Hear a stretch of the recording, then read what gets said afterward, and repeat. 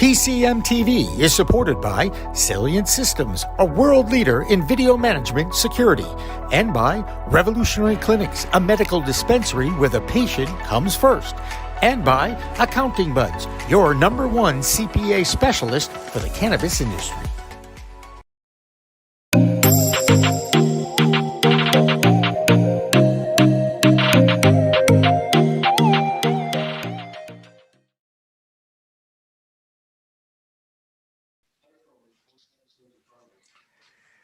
Well, happy Friday, everybody. Thank God we made it through another week. I'm Jimmy Young, the host of Green Rush Live, our weekly look at the business of cannabis. And every week we are joined by my co-host and friend, David Rabinovitz. Hi, David. Well, hey, Jimmy. Good to be here. Everybody. Oh, boy. Now I hear myself in the background. That's kind of funky. But anyway, we're also third Friday of the month. Every month we get the opportunity to talk with Morgan Fox. He is the communications director of the NCIA, and his beat is Washington, D.C. And Morgan, thank you very much for joining us once again on this third Friday of the month. Thanks again for having me. Always a pleasure. And I think the first thing I do want to touch on, for those of you who don't get it, there's actually been a passing of a very important member of the cannabis advocacy movement over the last few decades. His name was Steve Fox, and he was a personal friend of Morgan. Did I get the name right, Morgan? You're Morgan Fox. Was it Steve Fox? Yeah, that's right. No relation, but no relation. Okay, that kind of threw me a little bit. Tell me a little bit about who he was and what he was all about, and why the cannabis community in general is mourning his passing. I mean, Steve was one of the very first political activists to really get involved in cannabis at a very high level, particularly with trying to convince Congress to change policies around cannabis. When he started working at Marijuana Policy Project back in 2002, he was the very first federal lobbyist for ending prohibition. And he was also the architect of Amendment 64 in Colorado, and had a hand in drafting pretty much every single successful ballot initiative that has happened in the states since then. He was a co-founder of National Cannabis Industry Association and numerous other groups, partner and co-founder at Vicente Cederberg Law Firm, and really just a tremendous guy. I mean, one of the most humble and visionary people that I have met in this movement and in the industry. I mean, when I first started back in 2008, he was one of the first people to really reach out to me and take me under his wing. Since then, he had been a constant friend and mentor to me. Even when I didn't know I needed it most. His loss is being felt tremendously right now. Well, I can only imagine the impact that he's had on you and others in the trenches in Washington, D.C. And I understand he was a very young man, too, relatively. I think he was in his 50s. Am I right? Yeah, that's correct. But, yeah. Anybody that has received any benefit from regulated cannabis systems in this country owes Steve a debt of gratitude. I mean, he was always the guy behind the scenes, not trying to get the spotlight, but just continuously working on improving cannabis policy in this country, and with a mind towards true justice. And yeah, he's definitely going to be missed. Well, our deepest condolences to his family and friends like yourself. And let's hope that his efforts will finally come true, seeing the passing of federal either decriminalization or legalization. And there actually was a little bit of a movement towards that. And something I found interesting, that federal lawmakers this week filed a bill to legalize medical cannabis for veterans. Can you talk a little bit about where that is at and how that all came about? Well, this bill has been in play for a couple of years now, and unfortunately it didn't gain traction in earlier years that it had been introduced, but it's being co-sponsored by Representative Barbara Lee and Representative David Joyce from California and Ohio, respectively, and Democrat and Republican, respectively. And this bill would basically create opportunities for veterans to be able to access medical cannabis. It would also mandate study about replacement for opioids and things of that nature. But I think most prominently, it would remove criminal penalties under the federal system for veterans who have medical cannabis recommended to them. And perhaps even more importantly, it would allow doctors in the VA system to actually recommend medical cannabis to their patients in states where it's legal, which so far has been completely off the table. And I think that that would be a tremendous step forward.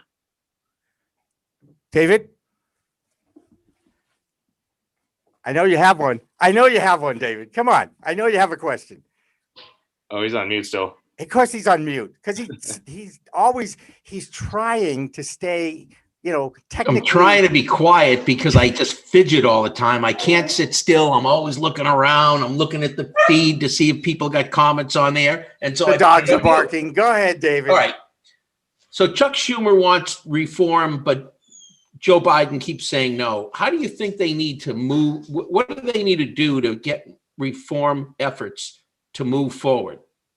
Well, comprehensive cannabis policy reform, particularly descheduling, was always going to be driven by Congress, not by the executive branch, largely because the executive branch doesn't have the power to do it. But regardless of the fact that President Biden is not in support of full legalization and regulation, and regardless of some of the antiquated policies that some of his staff administration still has regarding their employees, I don't see a world in which President Biden would veto or interfere with passage of comprehensive descheduling legislation in either chamber going forward. I mean, this is something that is supported by more than 2/3 of Americans and is even more popular among Democrats. And the social justice and economic benefits of doing so are really impossible to ignore. Luckily, we've got Vice President Harris in a really good position to be able to whisper in his ear and give him a nudge in the right direction, as well as numerous members of his inner circle. So, I don't think that that Biden is an obstacle, really. Despite what it may seem in either the press or through actions that the administration takes, because all of them have been pretty easily explainable and fairly benign. None of them have been directly interfering with the progress of cannabis policy reform. And you can kind of see that in the appointees that we've seen to both the Attorney General position as well as the nomination for the new head of the DEA. These are both people that are not strong drug warriors, and while their positions on cannabis might be a little bit fuzzy at this point, they both have expressed an interest in pursuing evidence-based policy. And, all three of us know that the evidence is clearly there in support of ending prohibition. And I think that we can expect, at the very least, reasonable and rational policy decisions from both of these two offices going forward. When it comes to the DEA, I'm cautiously optimistic that we'll see a deprioritization of anything cannabis related that isn't directly tied to transnational drug trafficking organizations, and hopefully a relatively smooth handoff of cannabis issues from the DEA to other federal regulatory agencies as we get closer to or after we end federal prohibition, such as the FDA or the Alcohol and Tobacco Tax and Trade Bureau. I don't know where David goes. He always disappears in the middle of things, but that's all right. I'm going to ask this question about the Safe Banking Act, since that seems to be the lowest hanging fruit as far as any kind of reform will go. What's the latest on that? And will we see some movement on that next week? We actually just heard from the sponsors' offices this week that they plan to bring it to the House floor for a vote next week. Maybe on 420, maybe not. We'll see. But I think that it's really important to note that the House has passed the Safe Banking Act in one form or another 3 times already since initially passing it as standalone legislation in 2019. And so we expect another iteration of passage of this bill, and we hope that the Senate takes it up without delay. We joke about 420. That is Tuesday of next week. Is it possible that first of all, the fact that they actually understand it is 420 is actually progress, isn't it, Morgan? Yeah, and I think that sometimes they might be interested in getting a hold of a little bit of the popular zeitgeist around it. Interestingly enough, as a policy guy, 420 used to be the slowest day of the year because everybody was trying to, at least in terms of media, because everybody was working on either funny stories or concentrating on consumption stories or industry stories. They weren't focusing on policy, and now it's getting to the point where 420 is a really big deal across the board for anybody involved in any aspect of the cannabis space. And I think that that's an interesting evolution that I've noticed personally.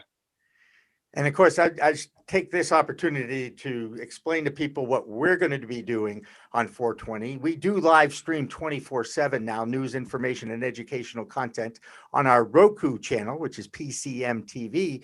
But on Tuesday, I'll be at a local medical dispensary here in Massachusetts, Revolutionary Clinics, and we'll be doing live cut-ins every hour from that dispensary. So again, there's so many activities around that holiday. I don't know if I'll ever see the day where it'll be a national holiday, but certainly amongst the cannabis community, they all know what day it is and when it comes on the calendar. And what a shame that they missed 4/20/20 last year, right? Well, I mean, interestingly, I was just surfing around on the net and saw that apparently April is now officially National Cannabis Awareness Month. It's an interesting development. And I think That's it's really indicative that of the progress that we've made and the stigma that is being steadily removed from both the industry as well as consumers of cannabis. Hey, David, do you think you could sit still long enough to ask another question?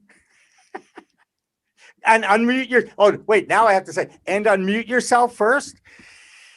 Okay, David, go ahead. Hey, Morgan, what are you doing on Friday afternoons on a regular basis? You just want to take over for me? I do look forward to these interviews, but normally my Friday afternoons are pretty packed, just like any other day. I mean, the work is never done when it comes to cannabis policy reform. And that's kind of a point that I'd like to reiterate to your viewers. Even though things seem inevitable, they don't always stay that way, and it requires constant effort. So I'd like to encourage everybody to continue reaching out to your lawmakers and urging them to support cannabis policy reform measures, both in Congress and at the state level. And please continue, and if you haven't already, become involved in advocacy efforts at every level, because this stuff doesn't happen in a vacuum. It happens because of the hard work of people like Steve Fox and people like my colleagues at NCIA and Drug Policy Alliance and Marijuana Policy Project and NORML. And the pendulum can always swing backwards. So it's absolutely vital for us all to keep the pressure on to see the change that we want in terms of federal, state, and local policy. Okay, David, your turn. Go ahead. So this past week, there was a great article in Marijuana Business Daily about the IRS audit manual for cannabis. Any insights you can give us about that? Were there any surprises that you saw with respect to the IRS and their auditing of marijuana firms? Not particularly. I mean, illegal cannabis businesses have always been a kind of easy pickings for exorbitant tax payments. I think that they're probably paying a lot more attention to it now because the issue has become much more public. But I think that, the real takeaway from that is that anybody that's involved in regulated cannabis businesses needs to be extra careful about exactly how they file their federal taxes now, because the IRS is watching, and they're watching hard. Yep. They do seem to be able to target a few cannabis businesses out there as well. And what I took away from that article more than anything else is some of the advice given by the people that John Schroyer and the other people that worked on that article from MJ Biz Daily was, if the IRS comes calling, don't have a chat with them, call your attorney. Good advice, right? Yeah, call your lawyer and call your accountant. Absolutely. Yeah. And let them do their jobs and talk directly with the IRS, because the IRS seems to have this reputation of trying to get an edge on businesses, and they try to avoid those professionals. So don't give them an extra at-bat, as it were, or an extra strike for a sports analogy, right? I mean, that's really what you want to tell them. Absolutely. I mean, and the closer that we get to federal decriminal or for federal descheduling, and the closer that we get to getting rid of 280E, we can expect to see a lot more scrutiny of cannabis businesses to make sure that they're totally in line, because their job is to reap as much tax revenue as possible. And when they have a limited window in which to do that, I think that they're going to be paying a lot more attention to people that are filing these their tax reports. And it could be very, very problematic and result in massive tax bills. I mean, we've seen from the Harborside case that that is absolutely the case, especially if you're a more prominent member of the industry. But this goes the same for mom and pops. You got to be compliant with your taxes, and frankly, it's abominable the level of taxes that people have to pay at the federal level because they can't deduct business expenses.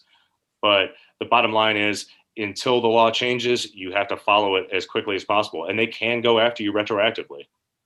Wow. I think that's one of the biggest challenges if you're in the cannabis industry, is the fact that everybody is under the microscope and everybody has to follow those rules to the letter of the law, because they're being looked at not just by the regulators, but by the media, because the media loves to kind of blow things out of proportion. So when a cannabis company gets in trouble, it's going to lead the news. And you don't want to give any more ammunition to those who are trying to kind of sustain prohibition at this point. At least, again, my humble opinion on that. David, you got a question?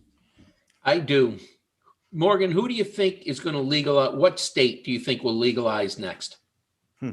That's a really tough question. So far in the first 4 months of 2021, we've seen 3 states make cannabis or pass cannabis legalization laws, including the first southern state, Virginia. So, I mean, for lack of a better phrase, we're really on a roll here. I think that, we can probably look forward to Connecticut and possibly Delaware, Rhode Island. Beyond that, I think it might be a little bit difficult to determine exactly, what the next likely candidates are. I mean, clearly there's a huge push in the Northeast because nobody wants to get left behind now that New Jersey and New York have both passed legalization laws, and New Jersey is already in the process of implementing. And those states have already been considering cannabis legalization for a number of years. The real question is going to come down to if lawmakers and advocates can come to an agreement on the exact nature of what that looks like, and particularly if the social justice components of these bills can be kept in the legislation or added to it where it's lacking. That's going to be huge. But another big issue is just time. How much time is left in the state legislative session. So I think it's going to be difficult to determine who the next ones are going to be. But I am cautiously optimistic that we're going to see another 2 to 4 states pass adult use legislation in this year. That will make 2021 the most successful year in the legalization movement, right? Because there hasn't been 3 states in 2 weeks, ever. And now we could get a couple of more before the end of the year. Again, Morgan, you guys in Washington, D.C. and the other lobbyists down there, I really do marvel at the work you've done, because you picked up the momentum and you just keep it going. So congrats on efforts so far. I appreciate that. But I mean, it wouldn't be possible without the work of state level lobbyists and state level activists and even local activists who are trying to change the minds of their individual city councilors. This is a group effort and something that requires all hands on deck. Absolutely. Well, Morgan Fox, we're glad that your hand's on deck. Whoa, Jimmy, hold on. I got another question. Oh, for crying out loud, we're off the all right, go ahead, David. What state of all the states out there you think would be the most significant if they legalized it in influencing the federal government to take action? Oh, go ahead. That's a really tough question, but like right off the top of my head, I think probably Texas. That's funny. That's what I was thinking. Yeah, that's funny. And I thought Mississippi. And I know Mississippi's trying to do something now. Just as another southern state, perhaps the king of the southern states, although Georgia's out there too, I know. But anyway, I don't want to get into that. I mean, I feel like so goes Texas, or as Texas goes, so goes the rest of the South. And also, you just have to look at the representation in Congress that state has. Right. Well, yeah. I'm not going there. That being said, that border that's along Texas, that country that's just south of the United States, Mexico continues to dilly and dally a little bit, but they too are going in the right direction as far as a nation to finally pass it. That's going to have to put even more pressure on Texas, won't it? Yeah, I would think so. Again, you accurately mentioned that the Texas legislative body continues pushing this a little bit farther down the road, but they are headed in the right direction. At this point, we're kind of looking at almost a reversal in terms of transnational drug organizations and the way that they're dealing with cannabis. And obviously, Mexico is going to have to be very, very careful not to allow too much intrusion or any intrusion, but I mean, some of it's probably inevitable, of these criminal organizations into the legal market.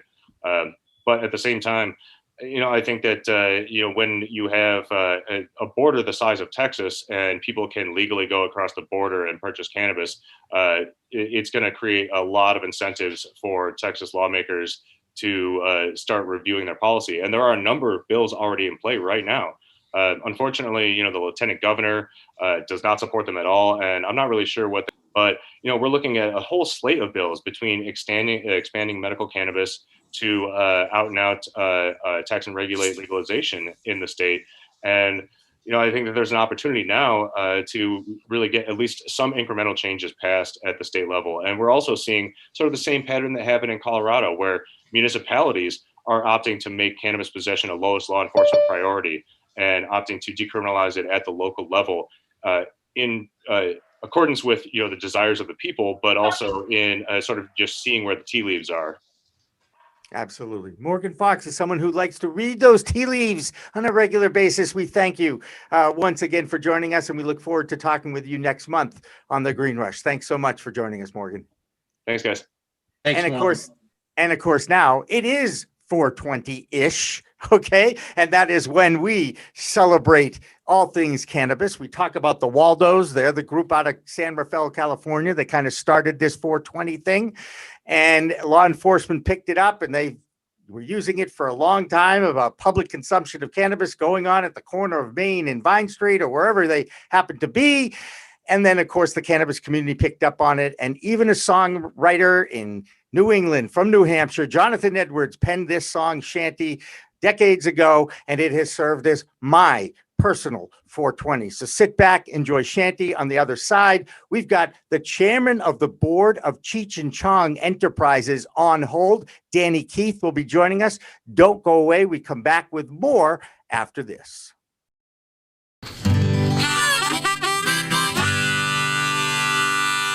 Yeah, this is a tune that I wrote back in 1900. I've forgotten.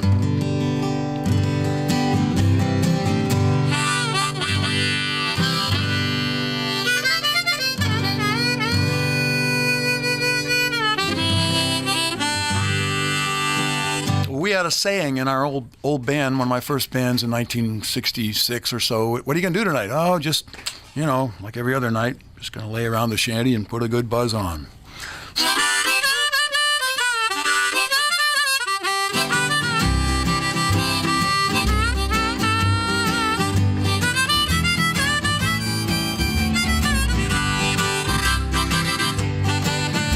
Gonna sit down in the kitchen, fix me something good to eat. Make my head a little high, make the whole day complete. Gonna lay around the shanty, oh mama, and put a good buzz on.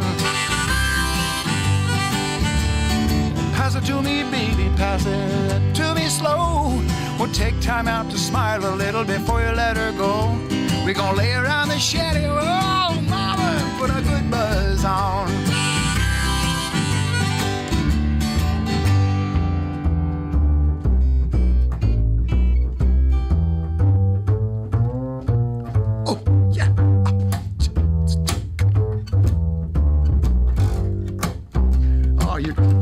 on something. Go ahead.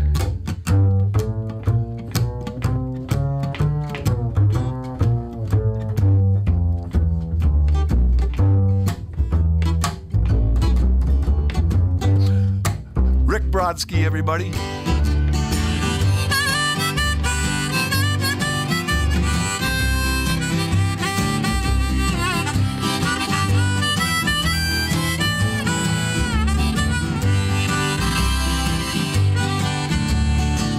There's nothing to do and there's always room for more. Fill it, light it, shut up and close that door, baby. We're gonna lay around the shanty, mama, and put a good buzz on. Take it, okay.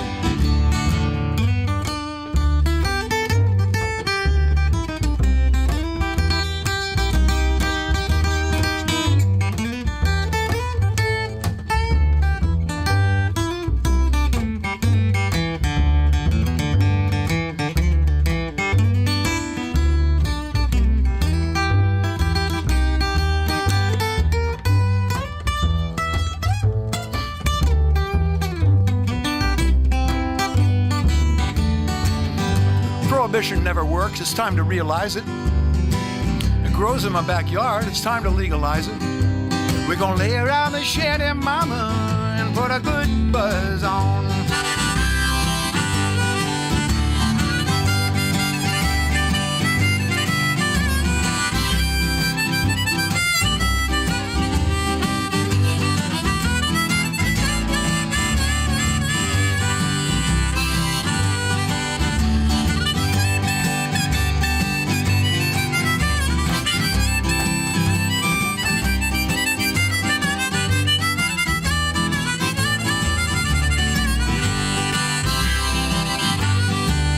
I'm gonna sit down in my rented car. I'm gonna jam it into drive. Gonna head on out and play at WSCA with Sean. I'm glad I'm alive. We're gonna lay around the shanty, mama, and put a good buzz on every night and day. We're gonna lay around the shanty, mama, and put a good buzz on.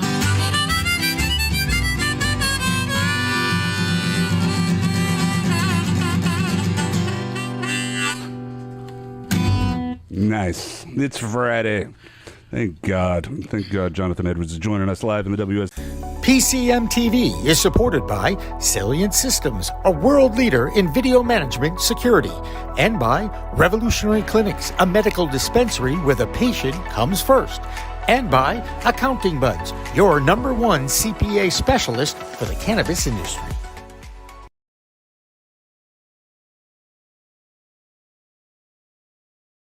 Alrighty. We are back for another edition of the Green Rush Live. I'm Jimmy Young with Pro Cannabis Media. I'm always joined by, and you know what? One of these days when we do that, David's going to remember to unmute his mic. Who are you again? I was doing that for the deaf people, Jimmy. David Rabinovitz. They can read lips. They don't need me to have the volume on. All right. Well, we want to welcome three really great guests again into our Zoom conversation here about the business of cannabis. We've got quite the lineup. We've got Danny Keith, who is the chairman of the board of 8 Icon Holdings, also known as Cheech and Chong's Dispensoria. Did I do that right, Danny? That's Dispensoria and then Cheech and Chong's takeout for our delivery side. But yeah, you did a good job. That's a new word we invented, and it rolls off the tongue really nicely. How about a new dictionary for the cannabis people who like continue to put canna in front of everything, right? That's just going to have to happen eventually. Afshin Mousavian is it Mousavian or Mousavian? Mousavian. Mousavian is with us, and he is the CEO of yourstori.com. It's also Stori, the product. Afshin, tell us a little bit about that, and then we'll get to our third guest too. Go ahead. Happy to. So Stori is a product that helps you personalize your cannabis experience with a physical as well as an app-based solution. There you go. Love a tight elevator pitch. Sarah, you've heard a few of those, right? Just a few. You're with the Arcview Group. We're friends. We like the Arcview Group. The great reputation in the world of cannabis because you guys love to look at opportunities, as it were. Tell us a little bit about the focus of Arcview Group. Go ahead.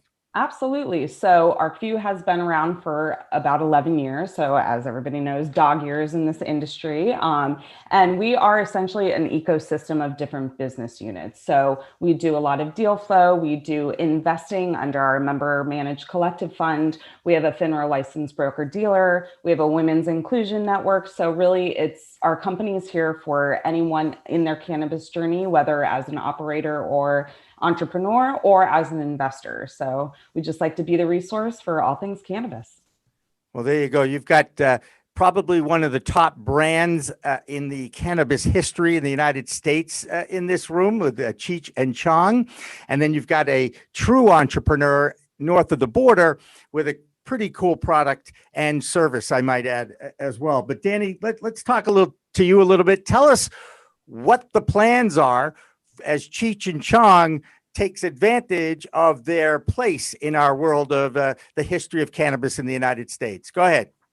Well, I just want to say thank you for having me on the show. It's always fun to get to talk about the guys. And, you know, Cheech and Chong obviously are the original cannabis icons. It's hard to argue that with the decades of cannabis-based content that they've been putting out. I mean, this year is their 50th anniversary of them being together. And you know, I've been involved with the family for quite some time. And in my previous life, I ran Cannabis Club TV. And when we exited that, it seemed high time, if you will, that we, no pun intended, launched some dispensarias under the Cheech and Chong name and really, you know, do it proper. There's a lot of celebrity-based brands out there. And, you know, a lot of people have taken a shot at helping the Cheech and Chong brands separately operate. And that's Tommy Chong's Cannabis with Cheech's Stash. And so we saw an opportunity to kind of bring all those together and control the retail piece of it, you know, the actual flower and products that are going into dispensaries on a wholesale level. We're looking to do our own cultivation, manufacturing, and delivery processes. And the goal is with the dispensarias, the Cheech and Chong dispensarias, is to have them in major markets. So we have one cornered off in San Francisco with a consumption lounge. We have one happening out in Cathedral City with a consumption lounge. And then, you know, we'll probably plunk one down in LA when we can organize a consumption lounge. And the reason we like to have the lounges with it is we can take advantage of the guys and have people come through and smoke with them and break bread with Cheech and Chong. It's always a good time. And then we're going to be doing this in other states, Nevada, Boston, New York, New Jersey. And our goal is to not be a plethora of stores, but bring, you know, experiential dispensaries. So when people come in, they get the well-rounded experience of the Cheech and Chong ecosphere, from their movies to their products, all in one place. And we're, you know, our target market is the non-cannabis smoker to come and enjoy the cannabis experience with the Cheech and Chong twist. There you go. You know, in sports, they have these fantasy camps for all the old timers to go and hang out and play baseball with like the old Red Sox. And I can just imagine a social club kind of a thing where you have, you know, Cheech and Chong there and you're hanging out with them. You want to take your pictures and get the autographs. I mean, there really is a great following and certainly the future looks bright for consumption lounges too. Sarah, let me ask you that question. Las Vegas is moving towards opening their first consumption lounge. Where do you guys as investors see the future of this market? You know, where's the best buy, if you will, or the best investment? Is it in the infused beverage world or is it in a social consumption lounge as you move forward? Yeah, that's a great question. And I think it's as a consumer overall. So it is all of those things. So how they consume, where they consume, preferred methods, preferred, you know, form factors, things like that. So we are really looking at a lot of deals and are seeing a lot of companies come to the surface that have some component of that. Beverages are huge. I mean, as we know, we see the data all the time. Those are on the uptick, and that's just because there's new and different types of consumers coming into the market. So it's a little more social. Those are a little more easy to digest with the lower milligrams and things like that. So, but there's also some issues with beverages, freight costs and things like that. So it's kind of an interesting dynamic what we're seeing right now, but it is absolutely geared towards the consumer and what the future of that looks like. And also, you know, how to integrate things like consumption lounges into more of an everyday life. So, you know, having the mixture of alcohol and cannabis down the line is going to be interesting and kind of important because it's all about melding those different types of audiences with how they like to consume and what they like to consume. So we're definitely seeing a lot of those types of things at Arcview. And that's a great segue to Afshin, because if you're going to consume, you want to do it responsibly. And we all know as consumers that this particular plant has a very pungent odor, right? We all know that, right? We can smell it a mile away. If it's in the house and somebody happened to be toking in the house, you could smell it for days, or no, hours anyway. And Afshin, tell us a little bit about the product and walk me through it, because I'm now going to be that shill for the company, if you will, and hold it up, because I too got one of these.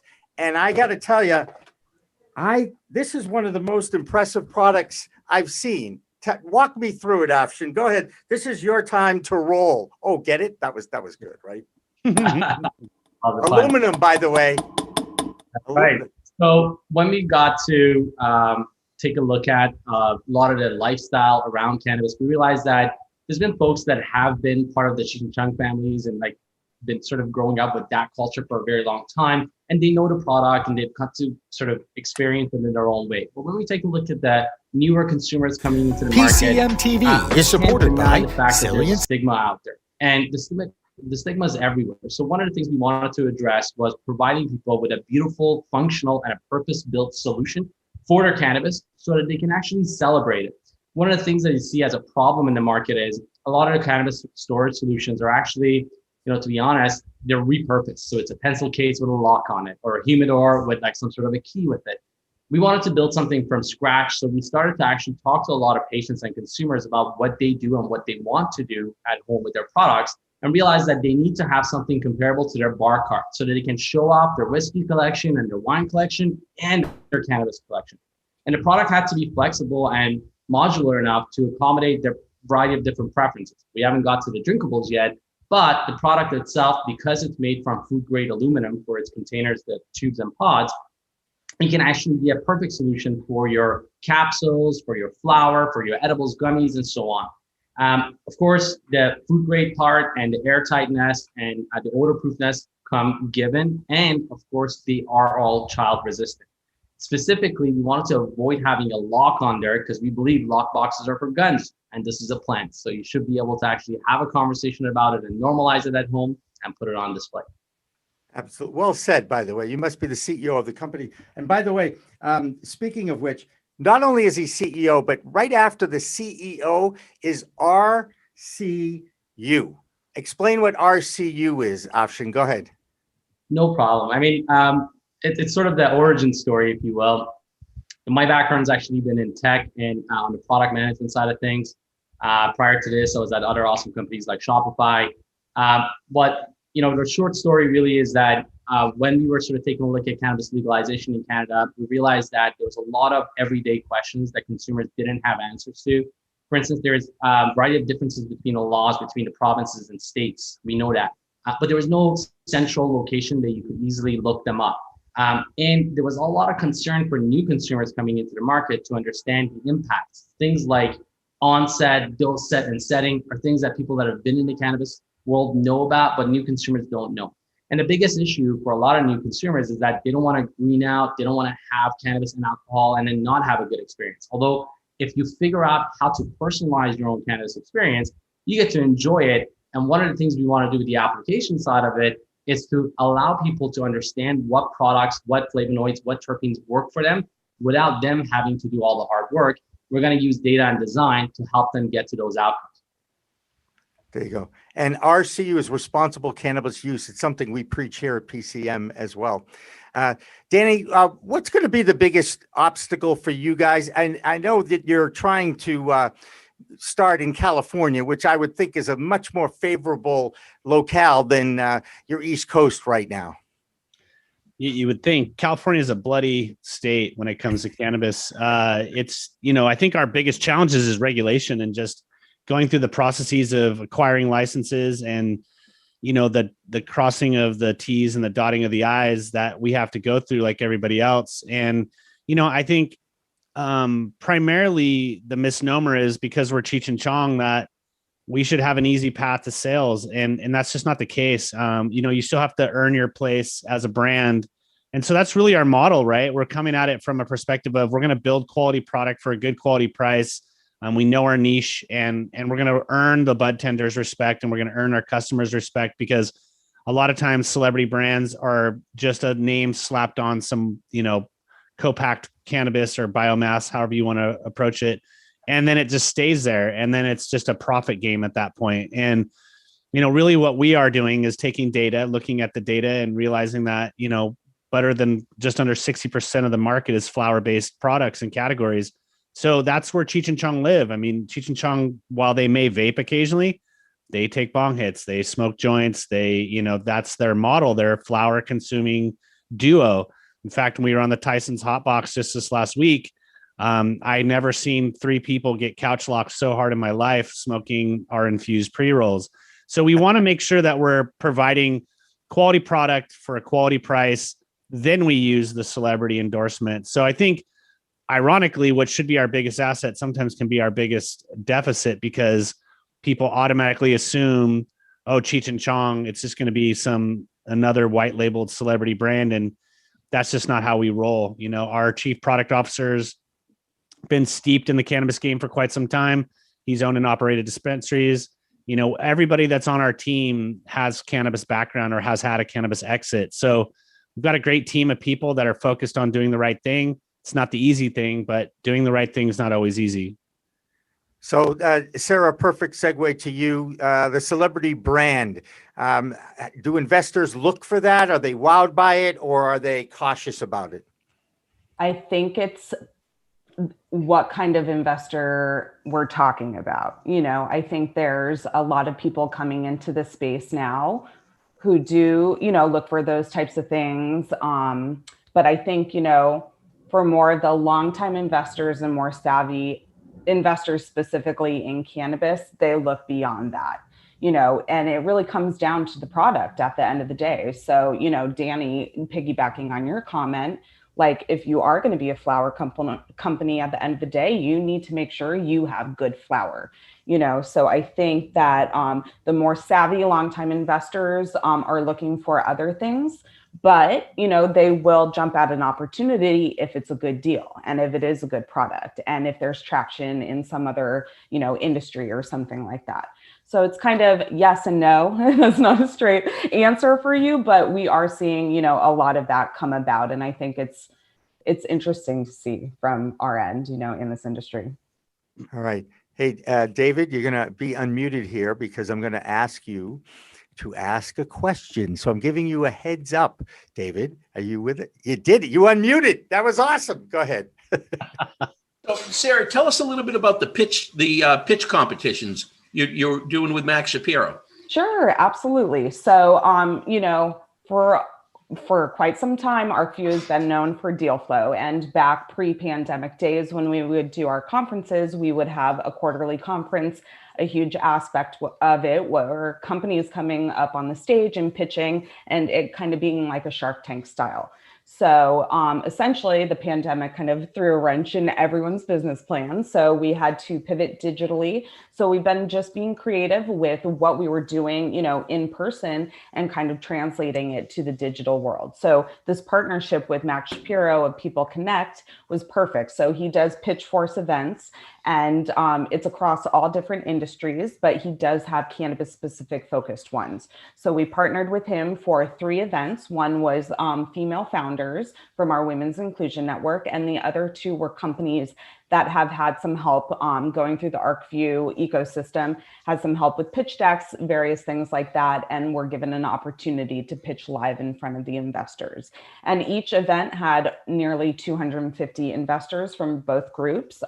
So it was great because we tell people, especially entrepreneurs who are pitching, to pitch as many times as you can. You know, everybody in each audience is different. So just getting the exposure and the practice to say your lines and get it out, you know, what you're doing in the space is the most important thing. So it was great. And, you know, we just like giving exposure to companies who need it, you know, whether it be if they're fundraising or looking just for a larger audience base or business development purposes. You know, we're in a good place to kind of help facilitate all of that.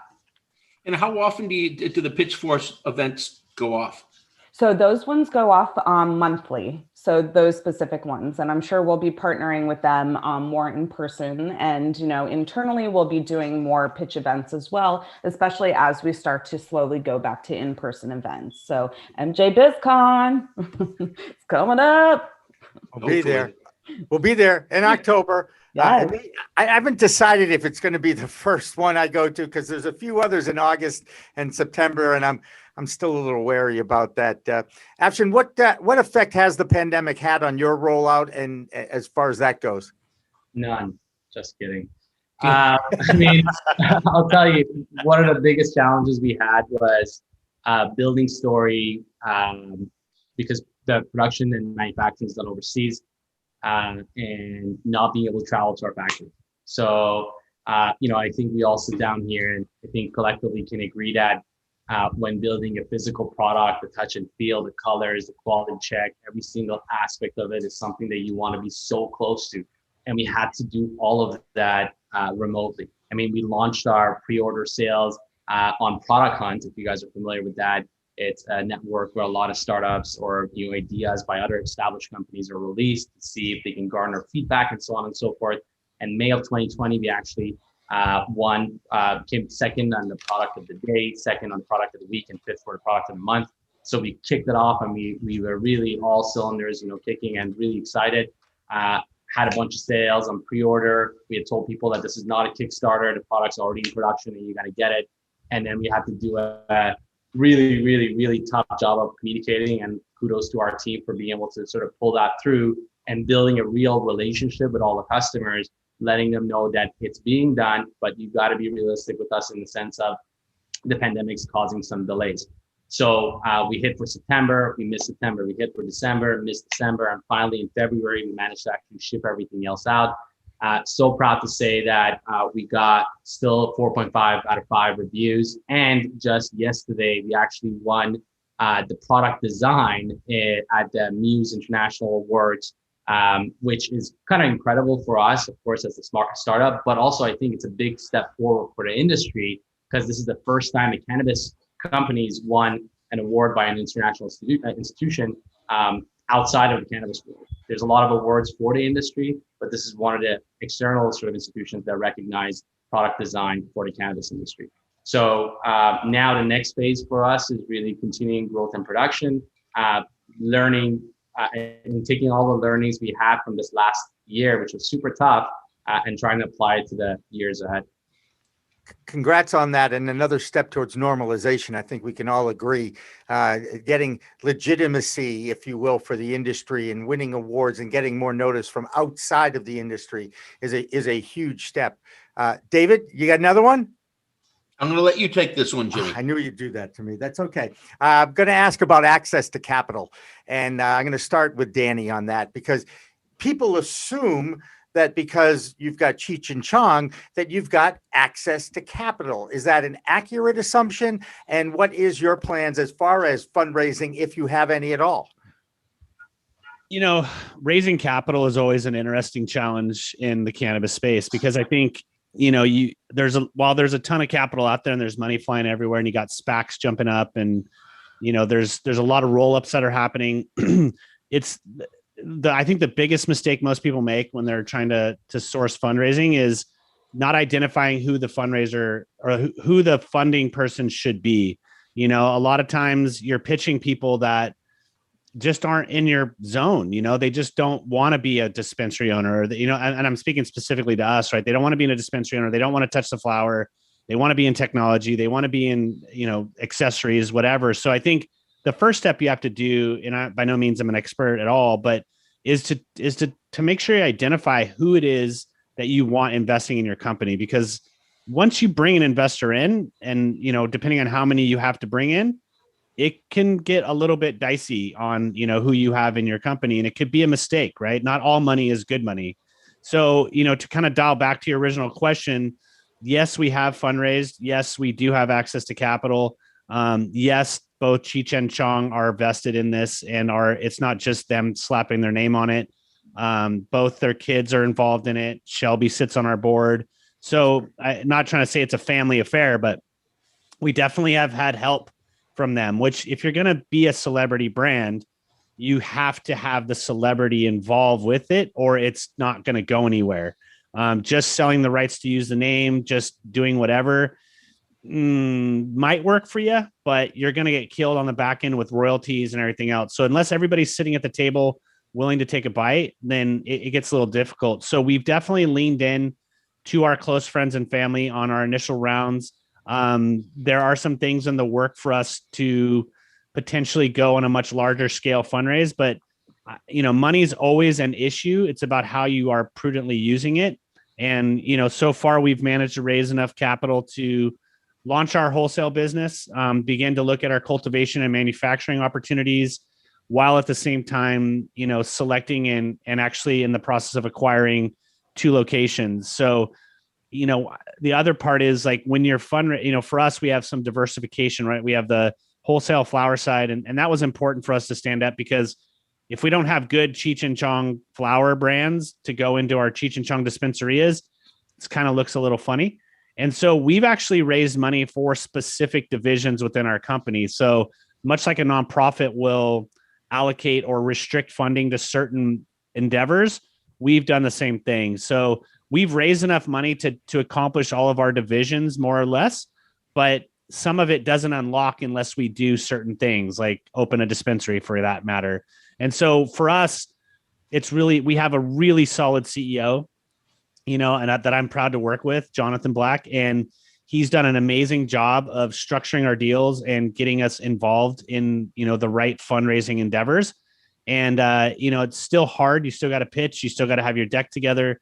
Your C-suite has to rock, and you have to have the appropriate ticks in your story that makes sense. You know, nothing worse. And I'm sure, you know, you could speak to this from the Arcview perspective. It's like a lot of times you get these pitch decks, and you know, you're trying to figure out how is this person going from 1 million to 20 million, and yet there's no injection of capital. And I think that's the biggest mistake a lot of people make when they're looking at fundraising is, can they get there? Yeah. But investors don't want to see you getting there, you know, rubbing 2 pennies together. Sometimes it's okay to burn money. It's okay to kind of have to make a lift take place. But at some point, you've got to be able to connect the dots. And if you can't, that's oftentimes why you can have the best pitch deck in the world. But when it gets down to your pro formas and your projections, if they don't make reasonable common sense, those days are gone in the cannabis space. You can't just say you're going to go from 1 million to 20 million anymore. You have to be able to show where you're going to inject capital and how you're going to use it. And Sarah, to follow up on that, I want to ask about the differences. We know what an MRB is, a marijuana related business. Danny kind of alluded to that there's the plant touching side, and then there's the non-plant touching side that's still related to the industry. You know, as an investor, do you find more people are leaning towards the MRB, the non-plant touching sides, or do they flock to the plant touching side? They are more on the non-plant touching side. And, you know, what we've also seen a lot, you know, with everything becoming, not everything, a lot of places becoming legal, is that people need to fundraise for licenses. So this is a really interesting, like, kind of in between little faction where it can be a successful return, but it is a bigger risk. But, you know, they do need the capital once they have the license, and to get the license and then to launch it. So there's a lot of things going on right now that are being fundraised for. And, you know, Danny, you couldn't have said any of that better than you did. And I think, you know, you are a very smart businessman for saying those things, because you have to do due diligence on your investors, and because you will be stuck with them for quite some time. And just everything that you said too, it's not the same space it was even 3 years ago. People aren't just throwing money at it willy-nilly. Because look at what has happened in the last few years. So many companies with huge cash infusions have just crashed and burned. And so it's a really interesting time to be kind of in all of this and seeing what's going on. But I would say, a lot of, non-plant touching, a lot of tech things coming up, a lot of, data-driven companies just trying to grab all that consumer insight through POS systems and things like that. And the next latest and greatest loyalty program and things like that. So it's wild. It's very interesting to watch. I think it's pretty funny, and I'm gonna bring Afshin back in here, and I'm gonna read the inside cover to his product because I'm going on a limb. There's a lot of age-appropriate people here. Back in the day, okay, those of us who consumed on a responsible basis for a period of time, let's say a long time ago, almost like that Star Wars thing, we would carry it in a variety of different things, whether it was a metal can or perhaps a plastic bag or perhaps a plastic container that was airtight. So it says, hello, friend, it's me, Stori. Starting today and every day from now on, you'll get to celebrate cannabis with love, function, and style. Whether at home or on the go, I'll be sure to take the best care of your cannabis and make it look good. So put away that mason jar, Ziploc bag, or even pencil case and share your story with the world. I just think that was so cleverly written, Afshin, and I'm sure that was you, right? No, I wish I could take credit for that. We got a really talented team, and honestly, it took a lot of time to try to use the least amount of words to really connect with people and build a relationship. And you're right, Jimmy. I think for us, we see the physical side of Stori as just an entrance into the market. A lot of times, a lot of other companies have been there trying to really help people personalize their cannabis experience. But we thought that physical product combined with the web application that we built out can actually put together a better opportunity for people to figure out what they want. A lot of times people have been consuming cannabis based on a brand name or what's available in their region.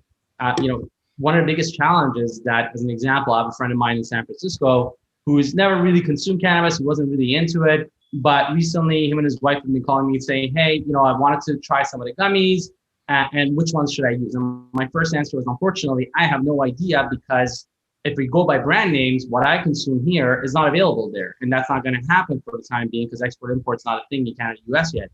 But what it has to do is figuring out what's the outcome you're looking for. So are you looking for relaxation? Are you looking for this? And from there, we can try to take a look at product profile and tell you that. And that's where the Stori app really comes in, because the whole point is, one way for you to figure out what you like is by keeping track or keeping notes on what it is that works for you, and not just the brand names, but the profiles and so on and so forth.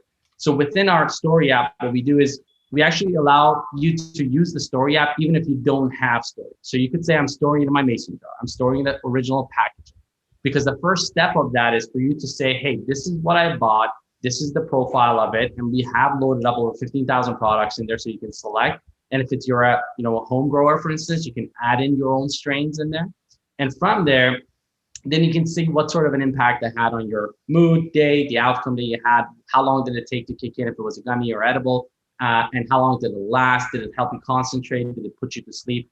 And from there, based on all this input, we are over time going to be able to actually have more of an output for them, so that people open it up and say, hey, this is what I want. And then we can tell them, well, you're in this region. These are the products available to you. And currently, these are the dispensaries close to you that have access to it. That's the phase that we're currently working on. And we're hoping to be able to release that end of this year. That really helps marry this digital and physical experience that people can use to personalize their own cannabis journey. Hey, I can't wait to have people tell us their stories about Stori. Anyway, one last thing. I got to ask Afshin this. So in here, there's a couple of, your basic rolling papers. There's, that have filters in them, by the way. They're these white stickers. What are they for? Those Labeling? are the left, so you can actually just grab them and put them right underneath here. So the bottom of your beautiful case can sit on those legs. Got it. Okay. Now Here's one of my favorite question. things. Drop this What guy. the hell is this? Is this a packer? No.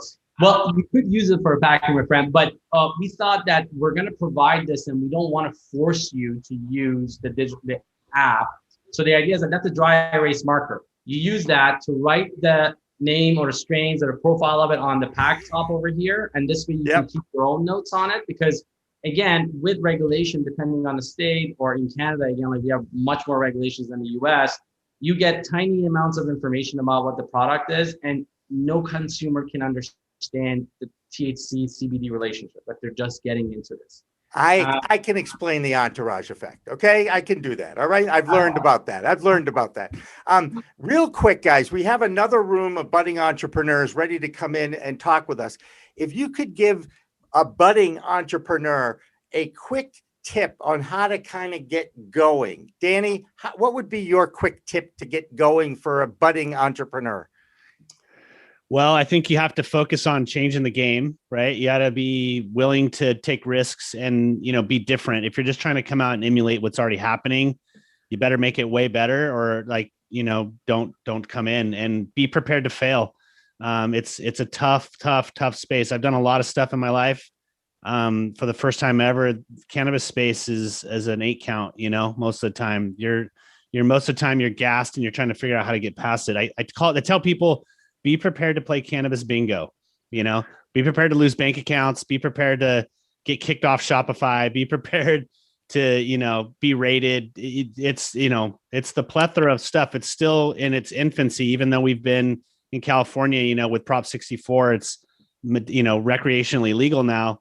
We're still a toddler, and the rest of the states are coming on and they're in baby mode, infant mode. And so it's, a lot of people are going to try. I still tell people, even though Cheech Chong has a definite brand allure, there's really no brands in the space yet that are so totally cemented and not going anywhere. So just be prepared for the challenge of your life and be up for it. It's fun, super frenetic. You meet a lot of great people. Small industry. Watch what you say. Watch who you associate with, because you can end up on the outside. Hey, Danny, when do you expect your Disporias will be opening? The dispensarias will, we're probably 90 days out. I mean, both of the dispensaries that we're currently in talks with are functional and operating. So it would be a TI change. We're going to, really build them out to the Cheech Chong experience, and then, continue to move forward with their customer clientele and, their staff, and make sure that everything is, business as usual. We're not coming in and completely wiping the slate clean. And, while we would prefer to build from the ground up, it just isn't a time worthy endeavor. We don't have 4 years to get through licensing and finding a building and everything else. So hopefully within the next 90 to 120 days, you'll see some stuff. And hopefully right after 420, you'll see some press releases on the locations that we're actually in business with at the moment. It's an amazing thing in this industry, right? It's a relatively new industry, but like what you just said, Danny, 4 years. You talk to people in Massachusetts, they tell you 2 years. It takes forever for something that's so brand new to get through all the approvals and get your business open. Well, just real quick, I'll thumbtack that. San Francisco is a tough city to get through regulations on. Even with people on the inside that we've befriended, there's a long list, and those are the biggest challenges, is getting the licenses converted over, and just making sure that all your stuff and paperwork is in the right place. So some places are easy. We're taking the approach, we could do it easy. We could go to Port Hueneme or other places, but we have a specific roadmap that we want to accomplish, and we're not letting anything stop us. Can you share where you think the locations are going to be? Yeah, we have San Francisco and the Palm Springs area locked. Great. Well, I think that exhausts the questions we had in the feed. Got to make sure I don't let go of that space bar. So thank you, everybody. We're going to take a quick break, and we'll be right back. Don't anybody leave us. We're going to bring in some great budding entrepreneurs. The conversation's going to keep going. Right on.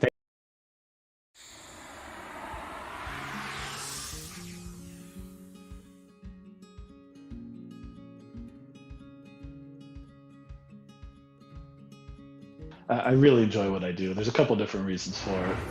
First of all, I've always been an accountant, and it's kind of a nerdy thing to say, but I do love accounting. And I also love helping companies. I love helping people build their companies, especially small to mid-sized startups. I've always been someone that's, in all my roles in industry, it's always been building teams, building companies, building departments. And to be honest, I love working for myself and owning my own company. So I love what I do every day.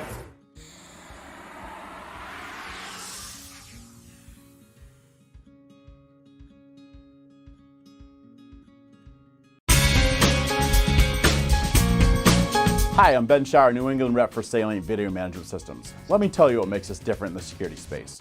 We're your trusted advisors for all your security needs. I know how complicated the regulations are in cannabis, and working with Salient Systems will be the polar opposite of that. I give free consultations and will walk you through every step of the process so that you can get what you need at the price you can afford. We're robust, we're simple and scalable. We're Salient Systems, your solutions to all your security needs. Please contact me at the information below, and I'm looking forward to being your trusted advisor.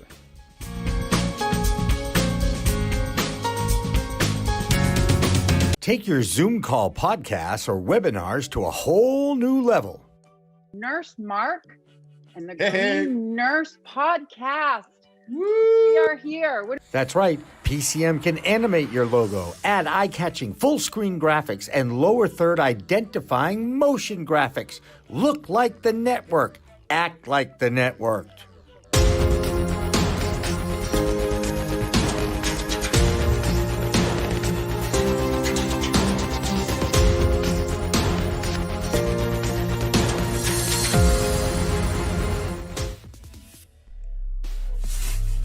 We are Pro Cannabis Media.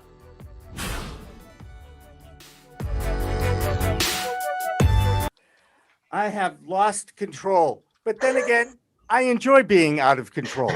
Welcome back to the Green Rush Live. I'm Jimmy Young with Pro Cannabis Media, and I am joined every week, at least up until this week, by David Rabinovitz. The jury's out about next week, but I'm still here with David. Go ahead, David. How are you? I'm well, Jimmy. Glad to be back with you. Tell us about what the next group is going to talk about. So, folks, we've got a great lineup here. We've got a lot of budding entrepreneurs. So if you happen to be from a state that's recently legalized, or you're trying to figure out how to get in the marijuana business, these are people you're going to want to hear from. We got Jaison Reposa, who has he'll tell you his story, but he has gone from I'm interested in the marijuana business to provisional license probably faster than most people for a beverage company.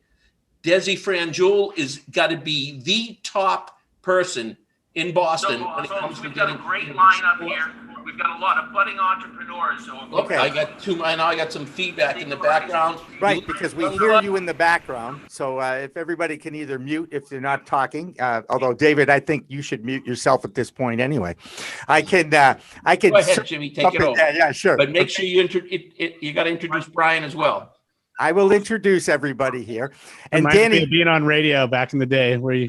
Danny, this is visual radio. This is what this is, okay? Exactly. And Danny Keith is still with us with the Cheech Chong Group, and so appreciate that, as is Afshin is going to stick around. But Jaison Reposa, Ulysses Youngblood, is he with us? He's got his back to the camera, but I think I see him there somehow, some way. There he is. All right, that's good. And Desiree is with us, and Jaison is with us as well. And thank you all. And Sarah's back, ladies and gentlemen. All right. Sorry about that. I had a Friday moment in my brain. Sorry about that. No. There are no such things as Friday moments on live internet live streams, especially when David gets involved, because the rules go right out. All the planning gets thrown out. But we are so happy to have everybody here. Let's go right around the room. Okay. I'm going to start with Jaison. Okay. Jaison Reposa. Walk us through Good Feels, what's it's all about, how long did it take you to get the starting line, and where you're at. And don't forget to unmute before you start to talk. Go ahead, Jaison. Can you hear me? Yes, we can. All right, go ahead. Fantastic. So I am Jaison Reposa. I founded Good Feels. We're based out of Medway. That is Medway, Massachusetts. So we built a sparkling beverage product manufacturer. We're 100% self-funded, and we've been provisionally licensed since the beginning of the year, and we're currently in the construction phase. We're hoping to launch July or August this year. There you go. Well, good luck with that. And it's been a good year for cannabis so far, and we all hope and pray that it'll be a good year for the rest of us. Let's go to Desiree. Tell us about what's going on with the Massachusetts Citizens for Social Equity. Go ahead. Oh, you got to unmute. Don't forget to unmute before you start to talk. Go ahead. My name is Desiree Franjul. I'm the community outreach leader and director for MCSE. Our team is currently in the state process awaiting approvals for 3 locations in Boston, Massachusetts. Okay, fair enough. And I see now, is that Jaison? Jaison, nod for me, Jaison. Yep, yes, Jason. There you go. I rely on names, and I don't see a Jaison, but I do see 561DA. So that's you. Sorry, yeah, that's my email. 561 Deadly. It's actually an go ahead, address. Jaison. Tell us about what you're up to. Go ahead. I'm sorry. Yeah, no, 561 Dudley is actually an address to one of the 3 locations that we got approved in Boston for a retail store. So as Desiree said, we're in state review. Actually, within the break, we just got an email that we have our provisional with the state now. So now we do have our PCRs. Woo-hoo. Let's give them a round of applause, everybody, because as we know, that is the first kind of big step in that process. And we give you a round of applause for that. Now, I also see Ulysses Youngblood, who not only is the president of Major Bloom, but is also a respected instructor in the cannabis education space. How are you, Ulysses? Doing well, sir. How are you? Good. I'm happy you're here again. It's always good to hear from you. Give us an update on what you're up to and what stage you're in. Likewise, and it's great to see some familiar faces here. So as you mentioned, I'm the co-founder of Major Bloom. We're vertically integrated here in Worcester. We have a manufacturer's license, a retail license, and we're working through our RFI for delivery, but we recently got our special permit from the city of Worcester. So it's a good spot to be in, good area in Worcester, and just looking forward to continue on in the journey here. There you go. Well, you know what? You've got 3 internationally respected entrepreneurs in the room with you. So if any of you want to ask direct questions to Danny Keith or to Afshin or to Sarah, I encourage you to do that. Don't be afraid to interrupt me, and definitely interrupt David. I have no problem with that. Okay. So if you have any questions specifically, you want to do that. David, I'm going to put you on the spot. What would you like to ask each one of these people moving forward? Go ahead. Jimmy, you just told me I'm not allowed to ask anything. No, I said you could be interrupted. So let's start with Ulysses, because I think Ulysses has been at this, I think the longest. But Ulysses, tell us what were the challenges you went through, the biggest obstacles, and if you were talking to somebody from a newly legalized state who's looking to get into the business, what kind of advice would you give to them? Yeah, absolutely. It's nice, definitely been. Yeah, no, absolutely, and I like to think my inexperience in the cannabis culture is part of the industry as well as a teenager. But I think, honestly, you're pretty spot on. Like I get asked this question often. Probably in like 16 when we legalized and I finished business school, I was thinking about like 2020. I'd have some establishment up and running. So it's nice to have 4 licenses at this point, 3.5 licenses, if you will. But I think underestimating how long it would take is definitely a part of it. And then also just the limiting beliefs, because there's a lot of people that have opinions and personalities, and they'll tell you this and they'll tell you that, but haven't gone through it themselves. So I think it's being able to weed through like the opinions of others, which can be a burden or a toll on an individual, just trying to listen to other people, like give you advice when you don't necessarily ask for it. So that can be a challenge sometimes. So how long ago did you start on the journey? Yeah, so I finished business school the end of 2016. I went to Northeastern, and literally the start of January 2017 is when I really started reading the regulations, networking. Those are the 2 big things I wanted to do, was understand the regulations on the medical side. Being aware that the rec market might be similar to medical, and then networking with the right folks. And that's when I met my business partner, who's a lawyer. We teamed up, and like I said, we acquired a bunch of licenses, a bunch of permits at this point. I definitely myself found out, a lot about financing, raising $1.2 million for this gig. And we're just pushing to get open by the end of this month. So I'm, excited about it. So it seems like a long time, but really it's just the beginning. Go ahead, Jimmy. Oh, I knew you'd do that. Danny, the first thing I'd like to ask, before I get back to you, Danny, I want to ask Sarah something that you did not get a chance to answer in the last hour, which is any advice. You've got 4 budding entrepreneurs, and then you've got medium entrepreneurs. We're all entrepreneurs at this point. Advice you might have to these people that are in our room about what they need to kind of not necessarily focus on, but should be very much aware of moving forward.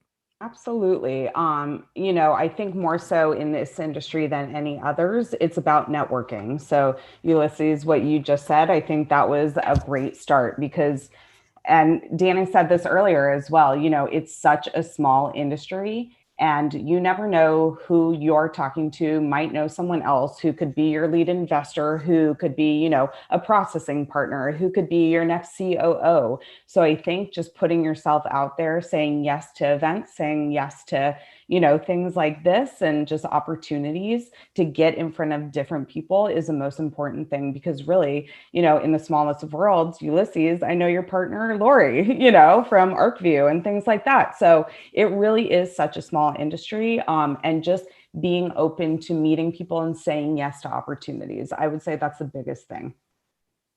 I would say that Lori Lucian and Ulysses Youngblood are a dream team of entrepreneurs in Massachusetts. I can be perfectly honest there as well. I'm glad that you know who she is too, Sarah. Danny, you've got a completely different element compared to these people. Talk a little bit about advice you might want to give them. And of course, California, you can learn a lot of lessons, Massachusetts entrepreneurs, from those in California. Go ahead, Danny. Yeah, I think that 2-part is to just kind of resonate on that earlier comment. It is a small industry, and you do have to be willing. I always used to tell people, take that call, book that flight, take that meeting, speak on that panel. And I think that's really, if you're going to have any success in a space, pick your expertise and then, espouse on that and make sure that you're constantly staying true to what you're trying to do. I think the biggest demise of most of the people that are jumping into cannabis is that it's okay to pivot, but if it gets hard, don't pivot because it's hard. Pivot because you want to make a change, not because you're hitting a wall. You're going to hit walls. You're going to have to push through, and you're going to have to really make it happen.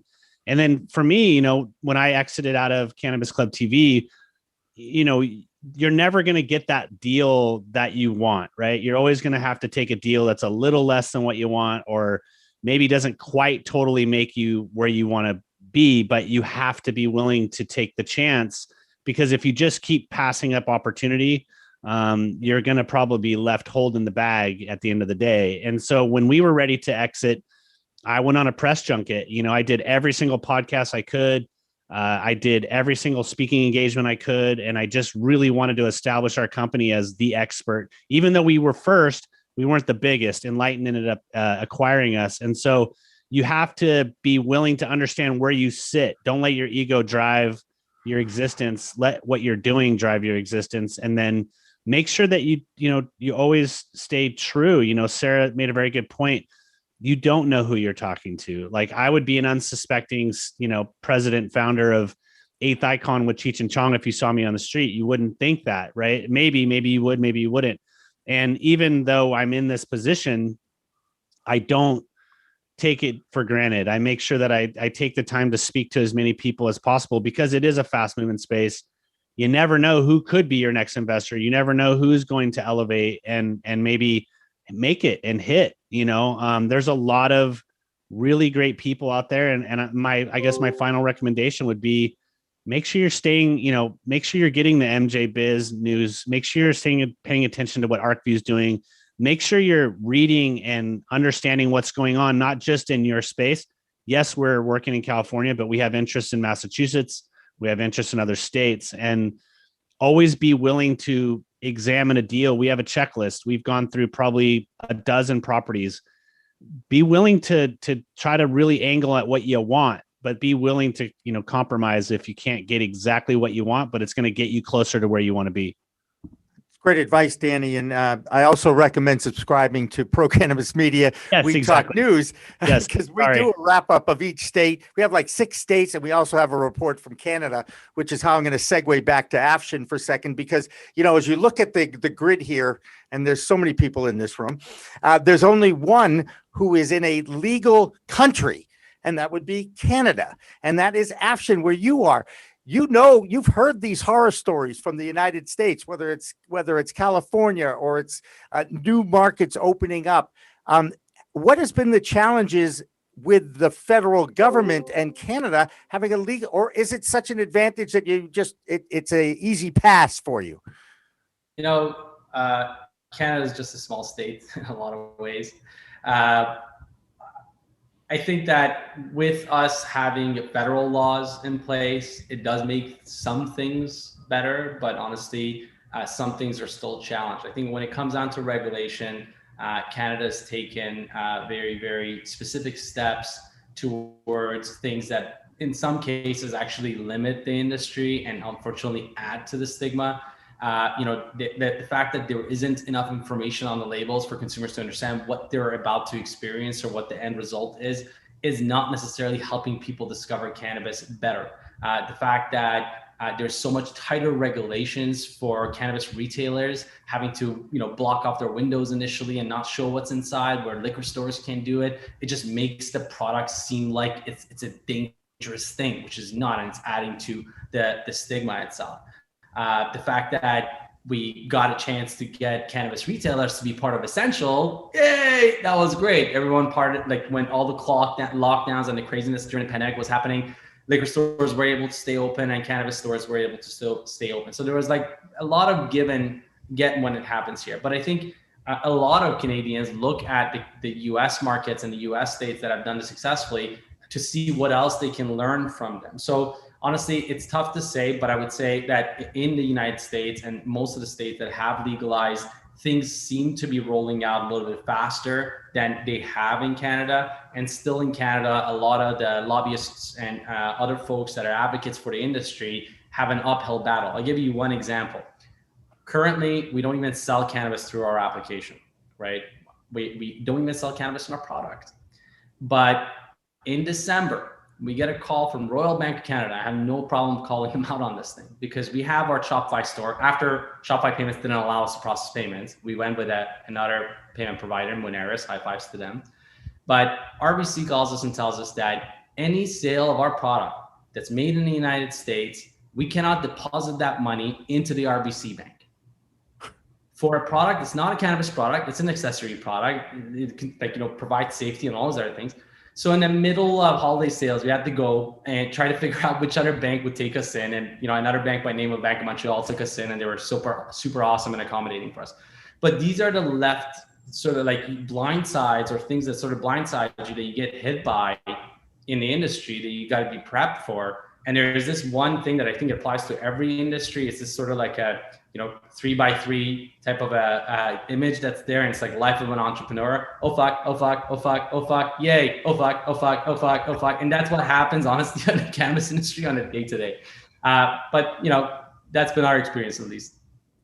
That's great. That's a great story. And then everybody who's been in the cannabis business or marijuana related business, you have to lose your cherry by getting a bank account shut down at some point and shop it around. You had it in the middle of the holiday season, of course.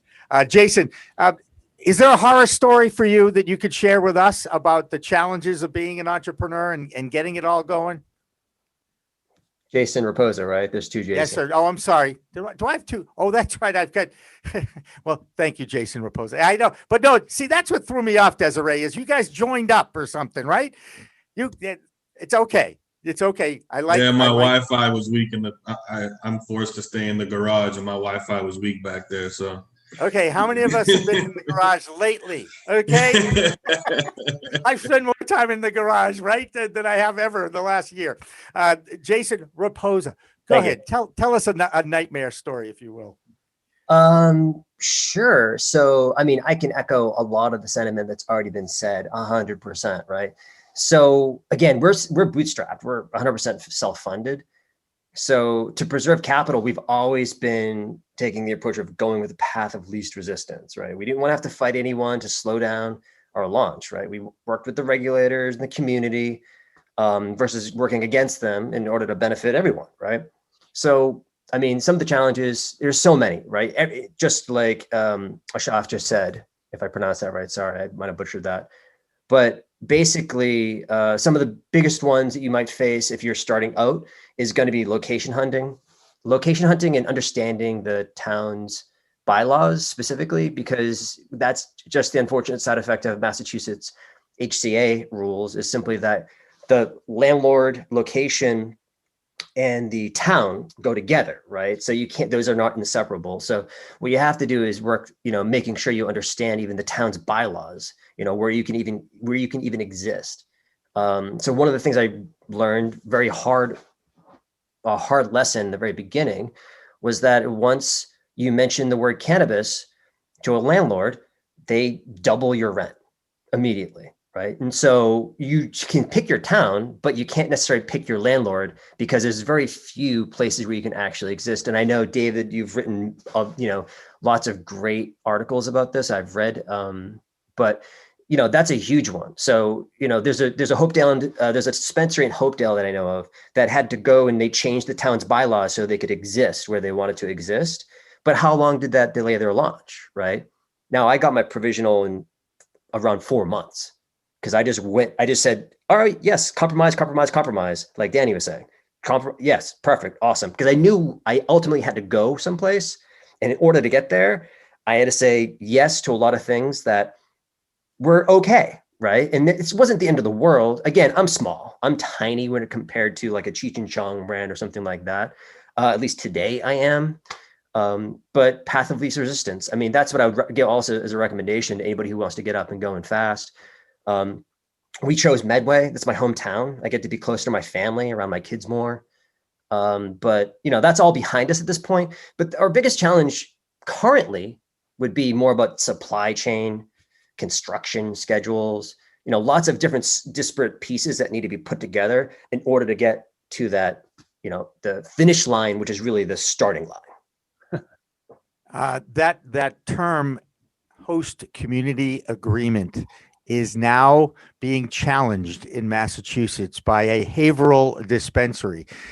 Danny, I just want to make sure you and Sarah, you guys understand this, that these people can't even apply for a license until they have their lease and a host community agreement in place, right? Am I right? David? Yep. Okay, ready? Yep. I know you're muted, David, so it's difficult to hear you again, but that's okay.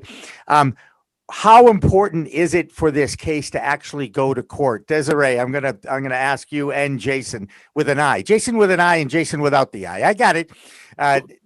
How important is it for this lawsuit to move forward?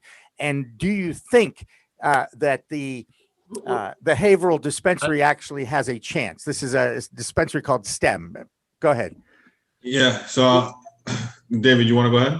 Well, I just want to. You guys are familiar with that or no? Yeah, I'm familiar with it, but you'd probably give a better synopsis. Yep. Yeah. So the Haverhill store is basically suing the city to not have to pay $400,000, which is 3% of their gross sales, and it makes sense because the host community impact fee was supposed to basically be a sort of a reimbursement for the impact that the local retail store would have had on the community. Being that it doesn't really have much more of an impact than a liquor store, she's choosing to sue in order to get the government to prove to her where is the impact, where is this added impact that this store is having on the city of Haverhill. So it's $400,000, 3% of her gross sales. So how much did she gross, David, based on that $400,000? 13 million? 13 million. I don't like it when you're that fast in the numbers. Then you're not going to need me anymore.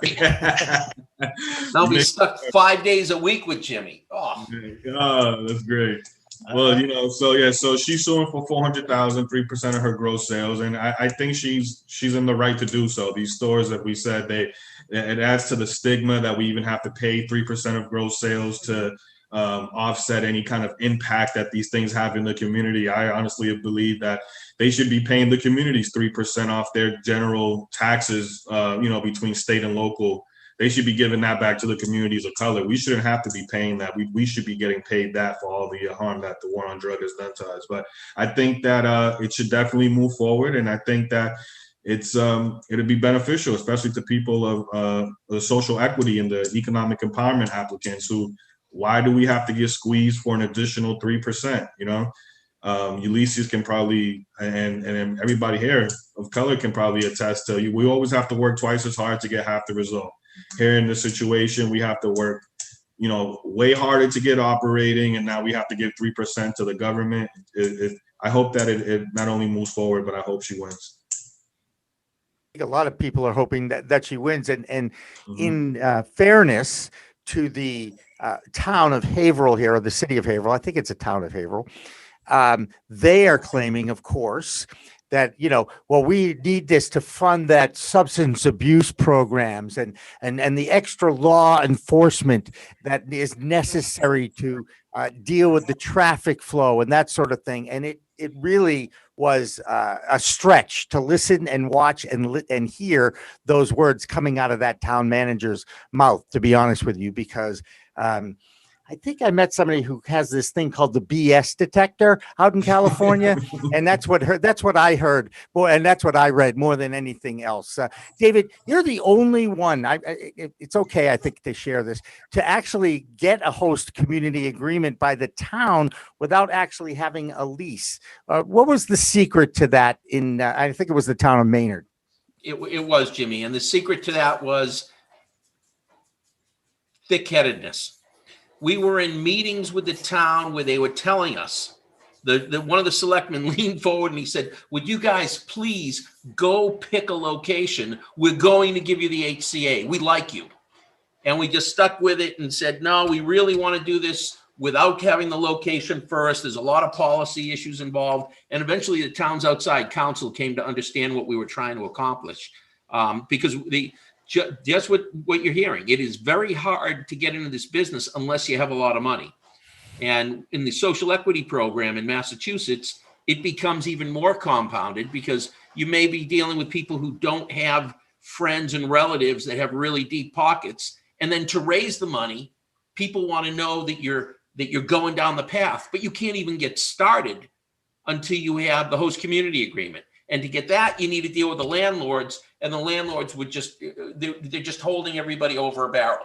It's what's going on right now in the community of Natick. Multiple applicants competing for 2 locations, and the community was told by the Attorney General in December 2018, this is how bad it is in the state. The community applies for another moratorium, December 2018. The Attorney General sends a letter and says, sorry, you can't extend your moratorium. We think you've been just kicking the can down the road and delaying. When your moratorium is up, which is December 31st of 18, you need to start taking applications. So what did Natick do? They said, okay, no moratorium. We just won't publish an application for 15 months. So anybody who is a small player, and the real estate in Natick, for where they've zoned it, is very, very expensive. It's on a corridor that is very, very coveted. It is very tight zoning. And so the only parties that can play are the ones who had deep enough pockets to pay indefinitely. So people have been paying for real estate not for months, but well over a year. A lot of the small social equity players in the state that have cried foul haven't even gotten into the game because they depleted their capital trying to hold locations. Right? So when that happens, it's just grossly unfair. And then you have communities that they don't care, right? That's another reason why I hope Carolyn Pinot wins in Haverhill. Haverhill hasn't been able to, they won't give her receipts to show what the community has spent.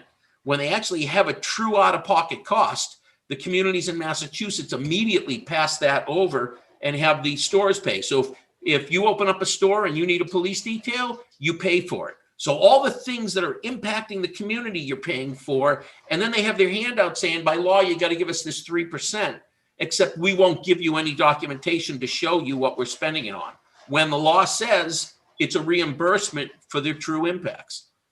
You've got to find a town like Northampton where their mayor basically waived that 3% fee because they said, you know what? But he recently waived it. So what we wanted to do was to come up with another model that would work to say, here's a way for the community, pick the best operator.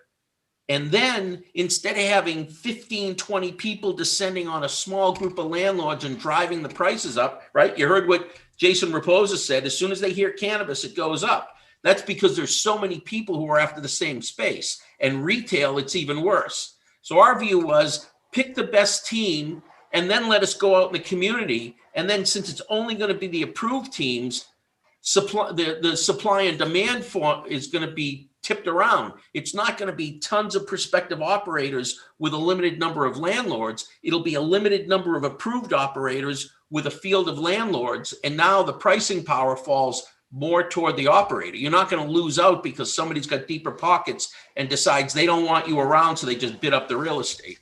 So we stuck to it, and eventually they came around. They gave us a host community agreement. We had 6 months to find a location, and then COVID hit. And so what we did was we basically surrendered back the host community agreement for a number of reasons. COVID hit. Massachusetts is now going to have home delivery, where the home delivery operators can stock product. I think that's going to take a bite out of the brick and mortar stores. And we just didn't see the same economics in play. Danny, anything like that happen in California? I know California has a few issues with social equity too, but anything like that in play in California? Different counties are able to implement different taxations. We don't necessarily have an impact tax, but for example, Hollister, which is just south or kind of southeast of me from Santa Cruz, 7% to operate there as a manufacturer distributor. And then you go down to Linwood, which is like right on top of Compton, it's 1%. So you do have, and then like the town of Watsonville, there's no tax, which is just south of me. And then you go even further south into Salinas and, they're actually paying you to come there. So you're seeing a lot of counties and towns, pre-64, which is our prop to make it adult rec, we had about 5,000 dispensaries. And then post-64, we've got now probably closer to 800. So we have a lopsided situation with brands to dispensaries, distributors to dispensaries, and now delivery to dispensaries. The bigger problem is, like for us anyways, is once you see the name Cheech Chong, it's automatically like, we got 10 zeros in our bank, and every landlord wants to jack up the price. So we definitely have the landlord manipulation as well. And then in California, every county can set its own green zone rules. And so you got like green zones in Ojai, for example, where literally every dispensary is touching a wall and they're all in the same spot. Same with San Jose. Santa Cruz actually was one of the first towns to introduce a cannabis czar and allow dispensaries to go into different places with certain regulations around distance to school, distance to hospital, churches, and whatnot. But in California, the state has really left it up to the individual counties and cities, which I think is causing a lot of confusion because you got areas that are completely dry. So you try to drive through there, like San Diego, we had a shipment get taken at the border crossing. That there's a border crossing inside the state of California, and we sent an order to a dispensary. The dispensary, for whatever reason, it didn't meet their delivery window. And so they bounced it. And on the way back, it got confiscated. And so we deal with federal DHS stuff, as well as, different cities and counties being dry. And then there's the metric piece of how we actually transfer product, and how that happens is a whole nother coagulated situation. You can't just go pick up product. It's got to get passed through a series of hands in order to get it done. So California is bloody in the sense that there's a lot of lopsidedness with regards to brands and dispensaries. And then you got the other factors of, certain counties just aren't playing ball with it. And so that really leads to a larger traditional market, and they wonder why people will still partake in a traditional market. I refuse to call it the black market. It's kind of really more of the traditional market. They're never going to eliminate it if they don't make it easier for people to go legal. Everybody saw, what was it? Cushy Punch got popped for doing stuff out the back door. I can tell you that 80% of these legal companies out in California are probably doing traditional market moves, and trap houses, dispensaries will operate as a hub. They'll open up 6 or 7 trap houses. They'll push the product legally through their main store that's legal. That's how you see legal stuff in illegal stores. LA's rot with it, and they just don't have the resources, albeit all this cannabis tax is going in. Like the first quarter sales for flower and pre-rolls alone was pretty close to $600 million. And you do the math on some of that taxation. Why can't you shut down these trap houses? Why are there so many of them still allowed to operate? It's tough, right? It's just, California really screwed the pooch, if you will, when they went rec, and they should have just stayed medicinal and it would have been better off. Interesting. Ulysses, I want to bring you in here and get some reaction from you. You're in Worcester. The city of Worcester is the second largest city in New England, and there's quite a few dispensaries there. The city, you think, is very friendly to the cannabis universe. Can you enlighten us a little bit about that relationship? Yeah. So the city's relationship with cannabis is very special. And I think a lot of it has to do with the young minds that they have in the space. And it's a little different for us too, because I live in the city. I'm not from here originally. I'm from Bridgeport, Connecticut, but I moved here in 2006 to go to college. And I ended up getting kicked out of that college because of cannabis related offenses. So I'm like a little bit more deep rooted in the community and intentional about that. But in order for us, like going back to the host agreement process, like to get through our process. And by the way, David, we were somewhat similar because we had a location that ultimately got turned down by a city councilor. And they were like, all right, we're going to give you a host agreement, but go find another location. So ultimately what I did living in this neighborhood was basically just like knock doors and be like, hey, I think we can bring a thriving business to a particular area in Worcester that was kind of desolate, if you will, but is on the up and up. But yeah, a lot of it just communicating with young minds in the city manager's office, people who are around, my age, sub 35, who just want to see things done right by cannabis. And I think Worcester set a really good example. Originally, they had an RFI process. So, we were up against some billion-dollar corporations, Lori and I going up against some of the big guys, but we held our own by being, like I said, very intentional and local, actually showing up to City Hall. I'm like, hey, I pay my taxes here. I've been paying my taxes here. Really the approach of being like constituent as opposed to like a business person, if you will, trying to, pay the city manager XYZ for a host agreement. And granted, we did have to pay them ultimately, but it wasn't nearly as much as some of the bigger guys that came in during the medical times.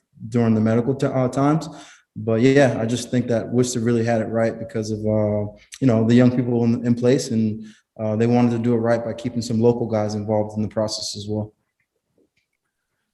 It goes back to get involved in your local political community too.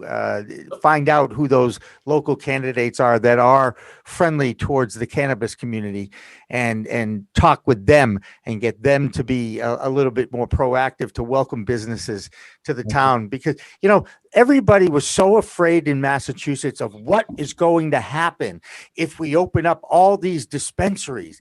And guys, have we seen how many horrible things have we seen or heard about? I try to stay in touch with all the different newsletters and the local papers and talking to people.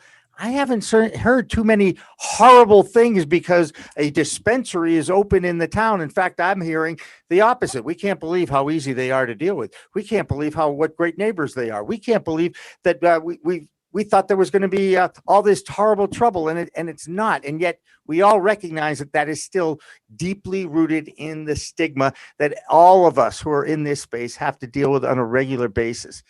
Jimmy, and I'll tell you that what has more of an impact in our communities are the methadone clinics. I live in Roxbury, and there are 3 methadone clinics in that community. They aren't paying an impact fee, and if you drive through that neighborhood, it's not a good look. It's not nice. So is it because it's still a Schedule I drug and the people that are in power are saying, well, it's still, it must be. I mean, they're just, to me, it's ignorance. There's so much education out there. There's so much research being done. It's effort more than anything else. I call what happens in this country, or we're dealing with that necessary evil weed again, right? Because all of a sudden they have to learn about the research and the science that is supporting the evidence, certainly about the medicinal qualities of this plant. Definitely can't be swept under the rug any longer. So, well, definitely, we certainly won't allow that here. That's for sure, guys. If I could, I think just to add to it, I think the biggest challenge has been we don't have educated politicians, or we have, politicians that have participated in alcohol and tobacco, if you will. And I don't think anybody expected the plant to explode into so many different categories. I think when they went from 215 to 64 in California, no one saw vape coming. No one saw edibles coming. No one saw any of that stuff coming. And there is literally so many different categories of the plant now. And I think it scares big pharma. I think it scares textiles. I think it scares a lot of our established, if you will, industries in the space, to where they don't know how to get their piece of it because they don't understand it. And they're actually afraid of trying to become educated on it. So therefore they just shut it down. Sarah, when you're dealing with the investment groups that are out there that are putting in millions and millions of dollars into this industry at this stage, is the education there in that room? So that's part of what Arcview is about. So for anyone not familiar with Arcview, our core tenets really are advocacy, especially when we started 11 years ago. Nobody was really deploying capital into that traditional market.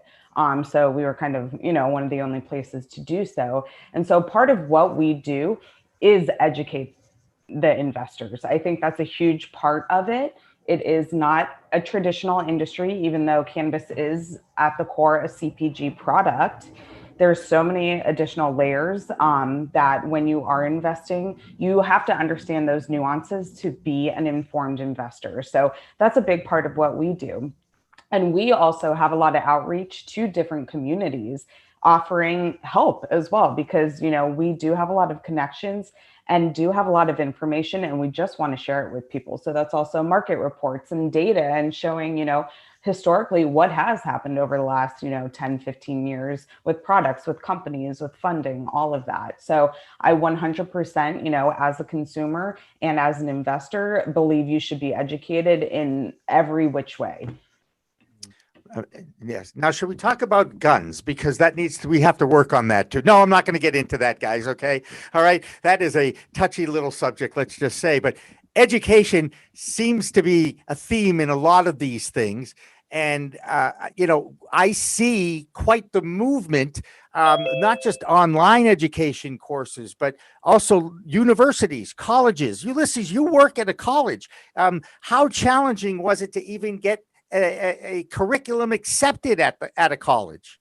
No, that's great. It's funny you asked that too, because I just had a call with the dean today, potentially pitching him a class on police brutality and law enforcement. And that's aside from cannabis. I mean, I think cannabis obviously has a glaring part of that. And to be honest with you, when we talk about education in cannabis, it's traditionally the science behind it and the plant and the medicinal factors.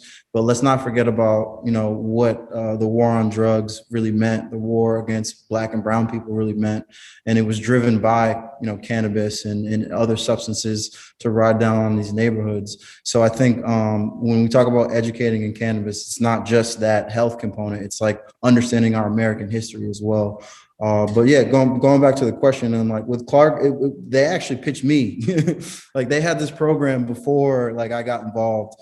And, now I'm at a point where I can really just helping them expand it into undergraduate classes, into scholarships for folks who are in the social equity program, for people who have been, harmed by prohibition. And that's what I'm more excited about. And literally this conversation that we had with the dean today is that, and then what you just mentioned too, Jimmy, a lot of cannabis education is based around theory, growers who want to teach other growers how to grow the plant, you know what I mean? Where what we're really looking at it from is a perspective of policy.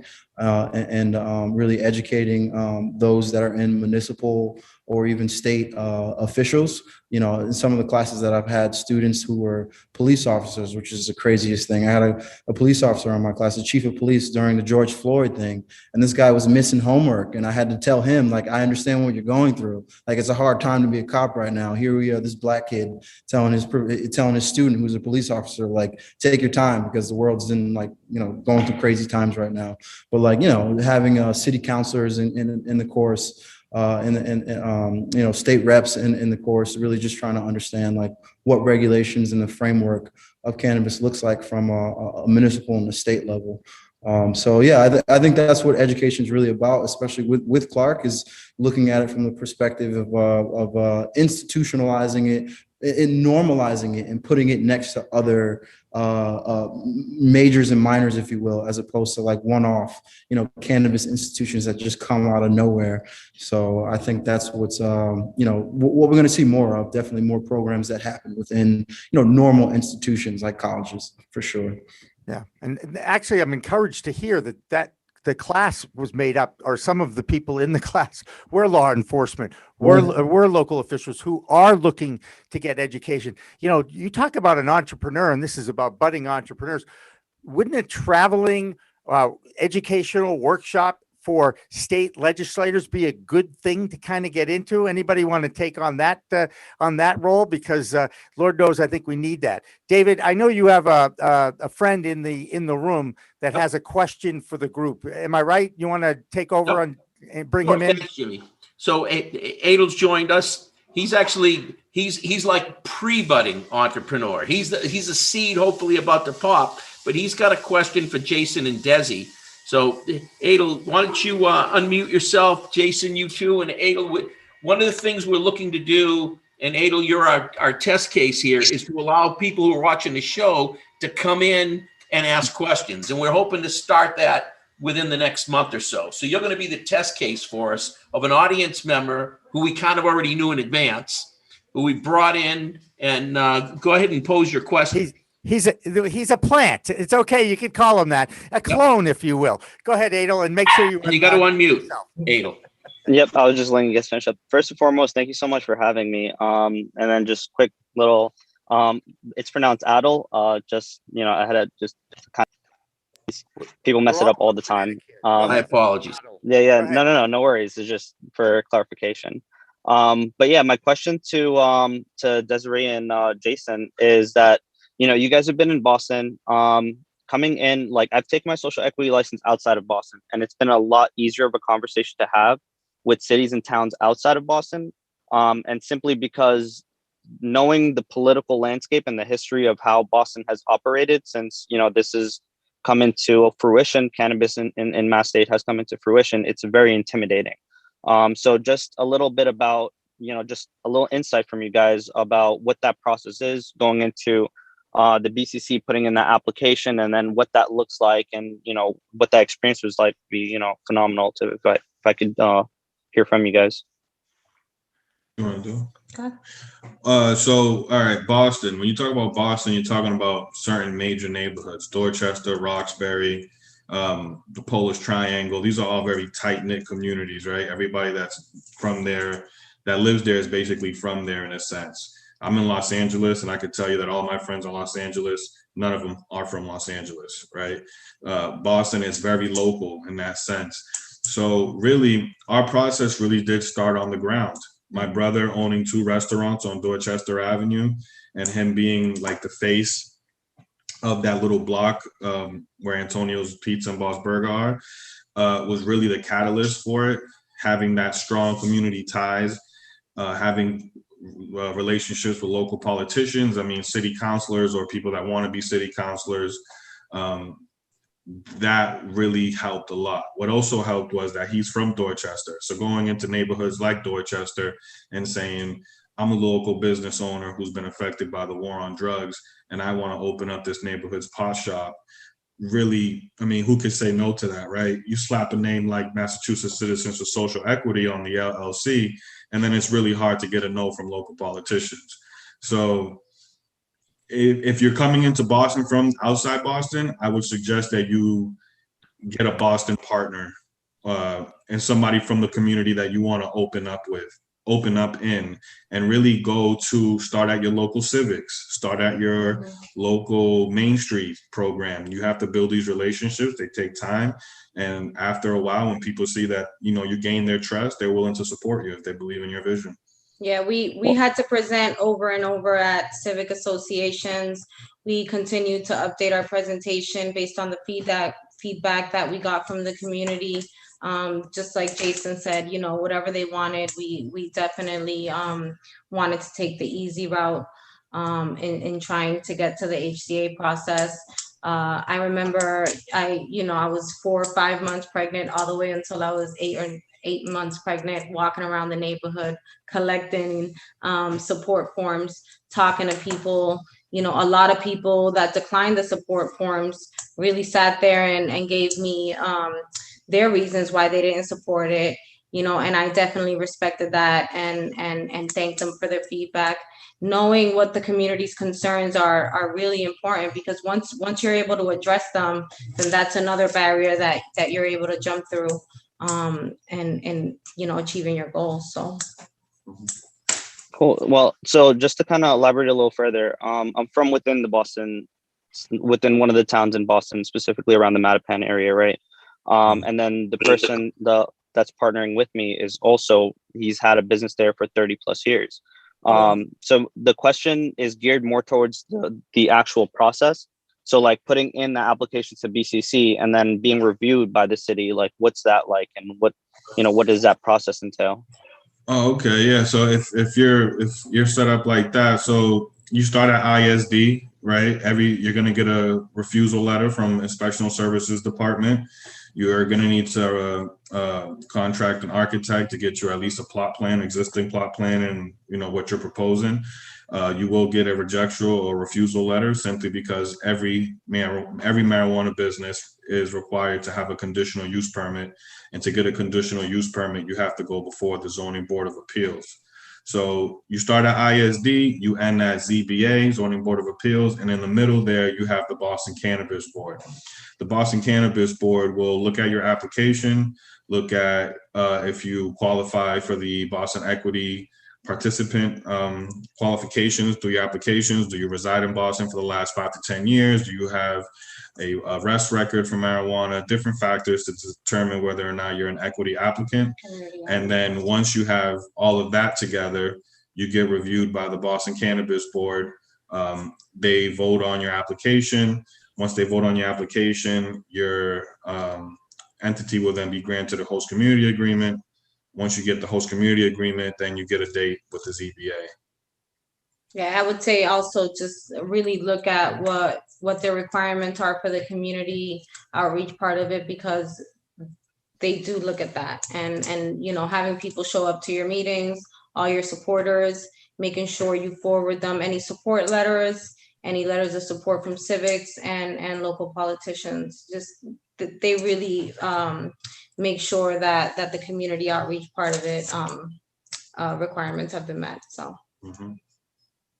Awesome. Thank you so much. Thank you. And I got to tell you, thank you to the whole group. Good luck. Luck is important. Also, dedication, passion for the cause. Don't give up. There are people from coast to coast that are waving the flag to keep it going. And I think that's probably the biggest lesson, perhaps the biggest takeaway I take from all the discussions, from the Cheech Chong to Canada, to the investment group, to the people in the trenches making it happen every day. And people like Ulysses, who, your story is so compelling in so many ways. We didn't get to share it, but I love the fact there's progress going on. You had law enforcement and city councilors in your classroom.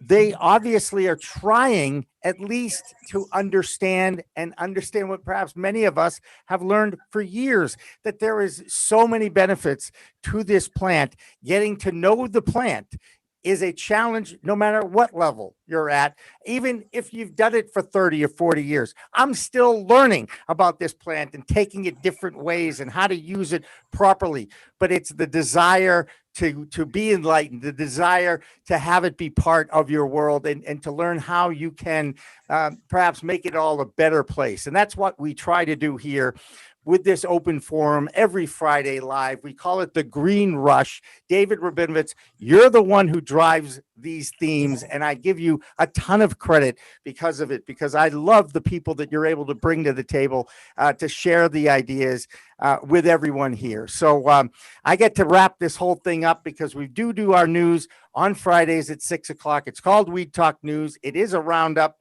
from Canada to New Jersey to Vermont to Michigan, DC, New York, and we're very proud of the efforts that we're doing here. And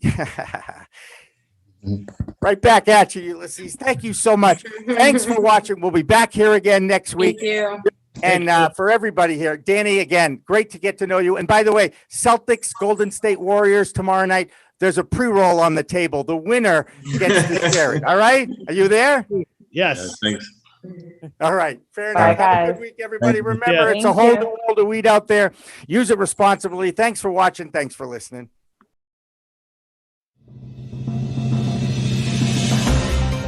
Coming up on We Talk News this week, it's tax season, and the IRS has its eyes on cannabis businesses. An exclusive report with MJ Biz Daily's John Schroyer. Michigan and Illinois set monthly sales records, and a dispensary in Massachusetts challenges the legality of the host agreement. All that and more from 6 states on We Talk News next. We are Pro Cannabis Media.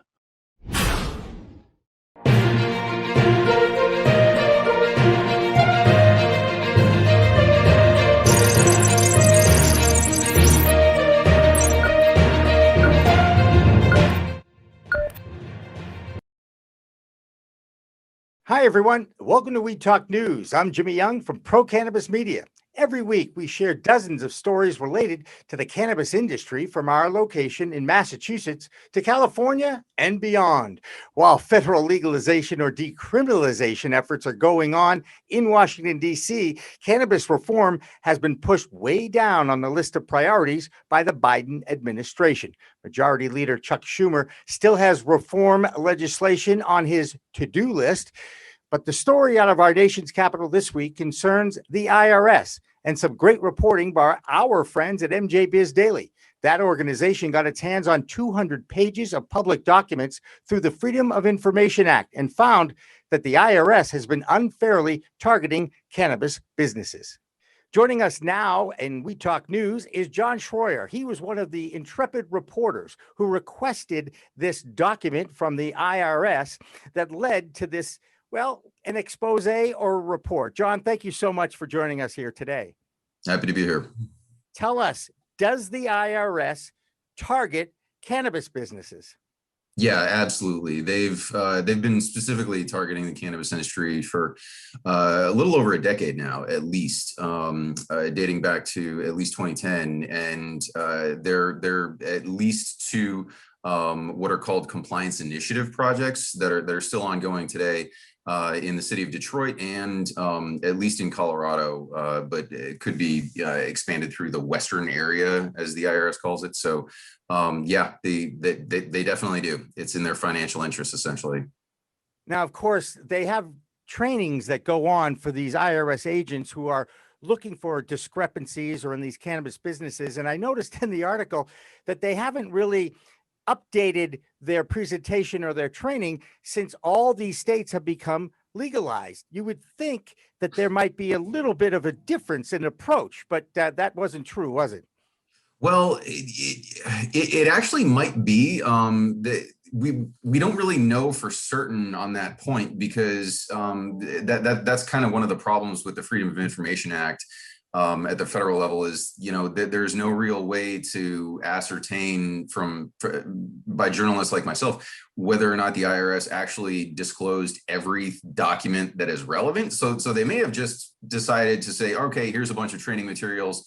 that are several years old and we don't really care about anymore. They might very well have a lot of updated stuff that they just didn't disclose, honestly. But the stuff that I got, yeah, was the most recent was from 2017. So a little bit dated. Yeah, a few states have gone legal since 2017. And the other great piece of advice that I took out of this report was, if you are a cannabis business and the IRS does want to talk with you, call a tax attorney, right? Yep. And specifically, ideally one with a decent bit of experience in the cannabis industry, because there are plenty of attorneys and CPAs who are still very much learning the ins and outs of cannabis taxes, and it's far from simple. Well, I know one thing, the movement continues and nothing will stop it. So John Schroyer from MJ Biz Daily, on behalf of fellow journalists, thank you for your hard work. And speaking of fellow journalists, it's now time to go to Deborah Borchardt with the Green Market Report. Deborah? Of course, we all know next week is the 420 holiday. What you may not know is how much the sales are expected to grow. Akerna's predictive data says that on Friday, April 16th, the flash report anticipates 50% growth in daily sales, coming in at $85 million. By the time Tuesday rolls around, those numbers are expected to hit $95 million nationally, bringing a total 420 related sales figure to $370 million. Afria reported that its revenue dropped versus the last quarter and delivered a whopping net loss of $361 million. Now, their revenue did increase 6.4% over last year to $153 million. But the company said that the duration and impact of lockdowns across many regions in Canada were greater than they had initially anticipated. Organogram Holdings also reported that its revenue fell 29% to $19.2 million. The company said that its net revenue was lower due to certain missed sales opportunities. They said a lot of employees tested positive for COVID, which resulted in a significant number of facility staff having to isolate. And finally, the Scotts Miracle-Gro Company recently announced it now expects to report sales growth in the band of 4 to 6%. It had previously forecast sales being flat to down 5%. The Hawthorne segment is expected to grow 20 to 30%.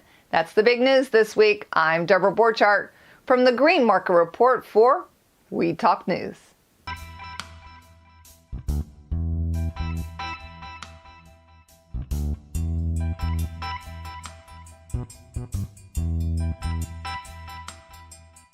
Locally here in Massachusetts, one of the biggest issues during the launch of the adult use market has been the challenge of the host community agreement that licensee applicants have to obtain before they even apply for that license to sell or grow cannabis.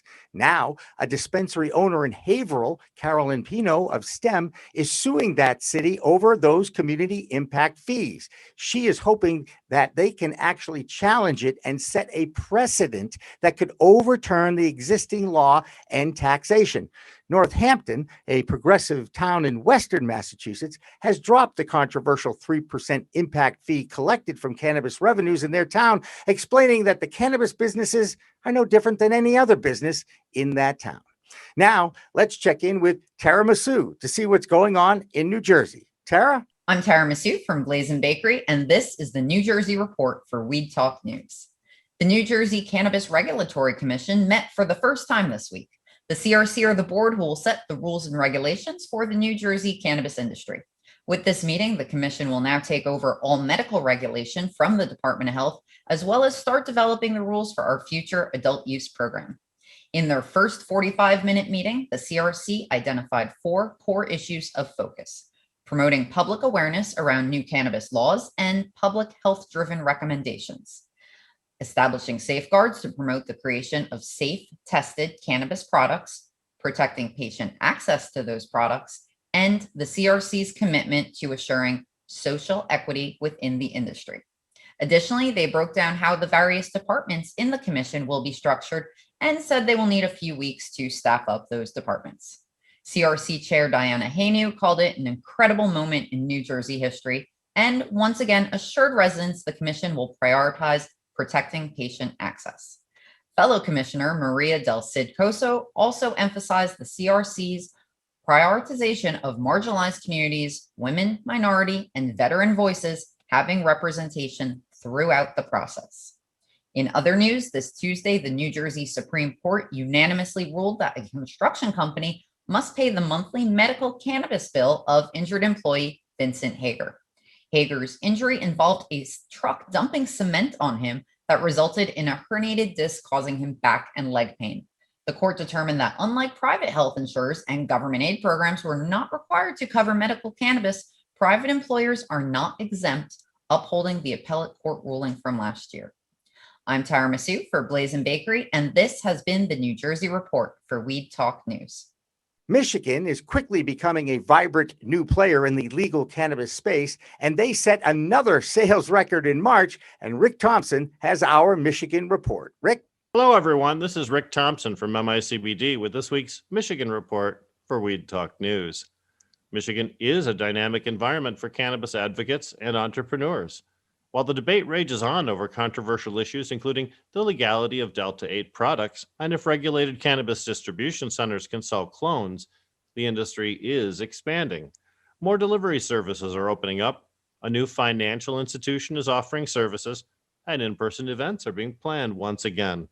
The Great Lakes state is ready to roll. And we have record cannabis sales in Michigan, too. March was the best month on record for cannabis sales, with a whopping $115 million sold in just 31 days.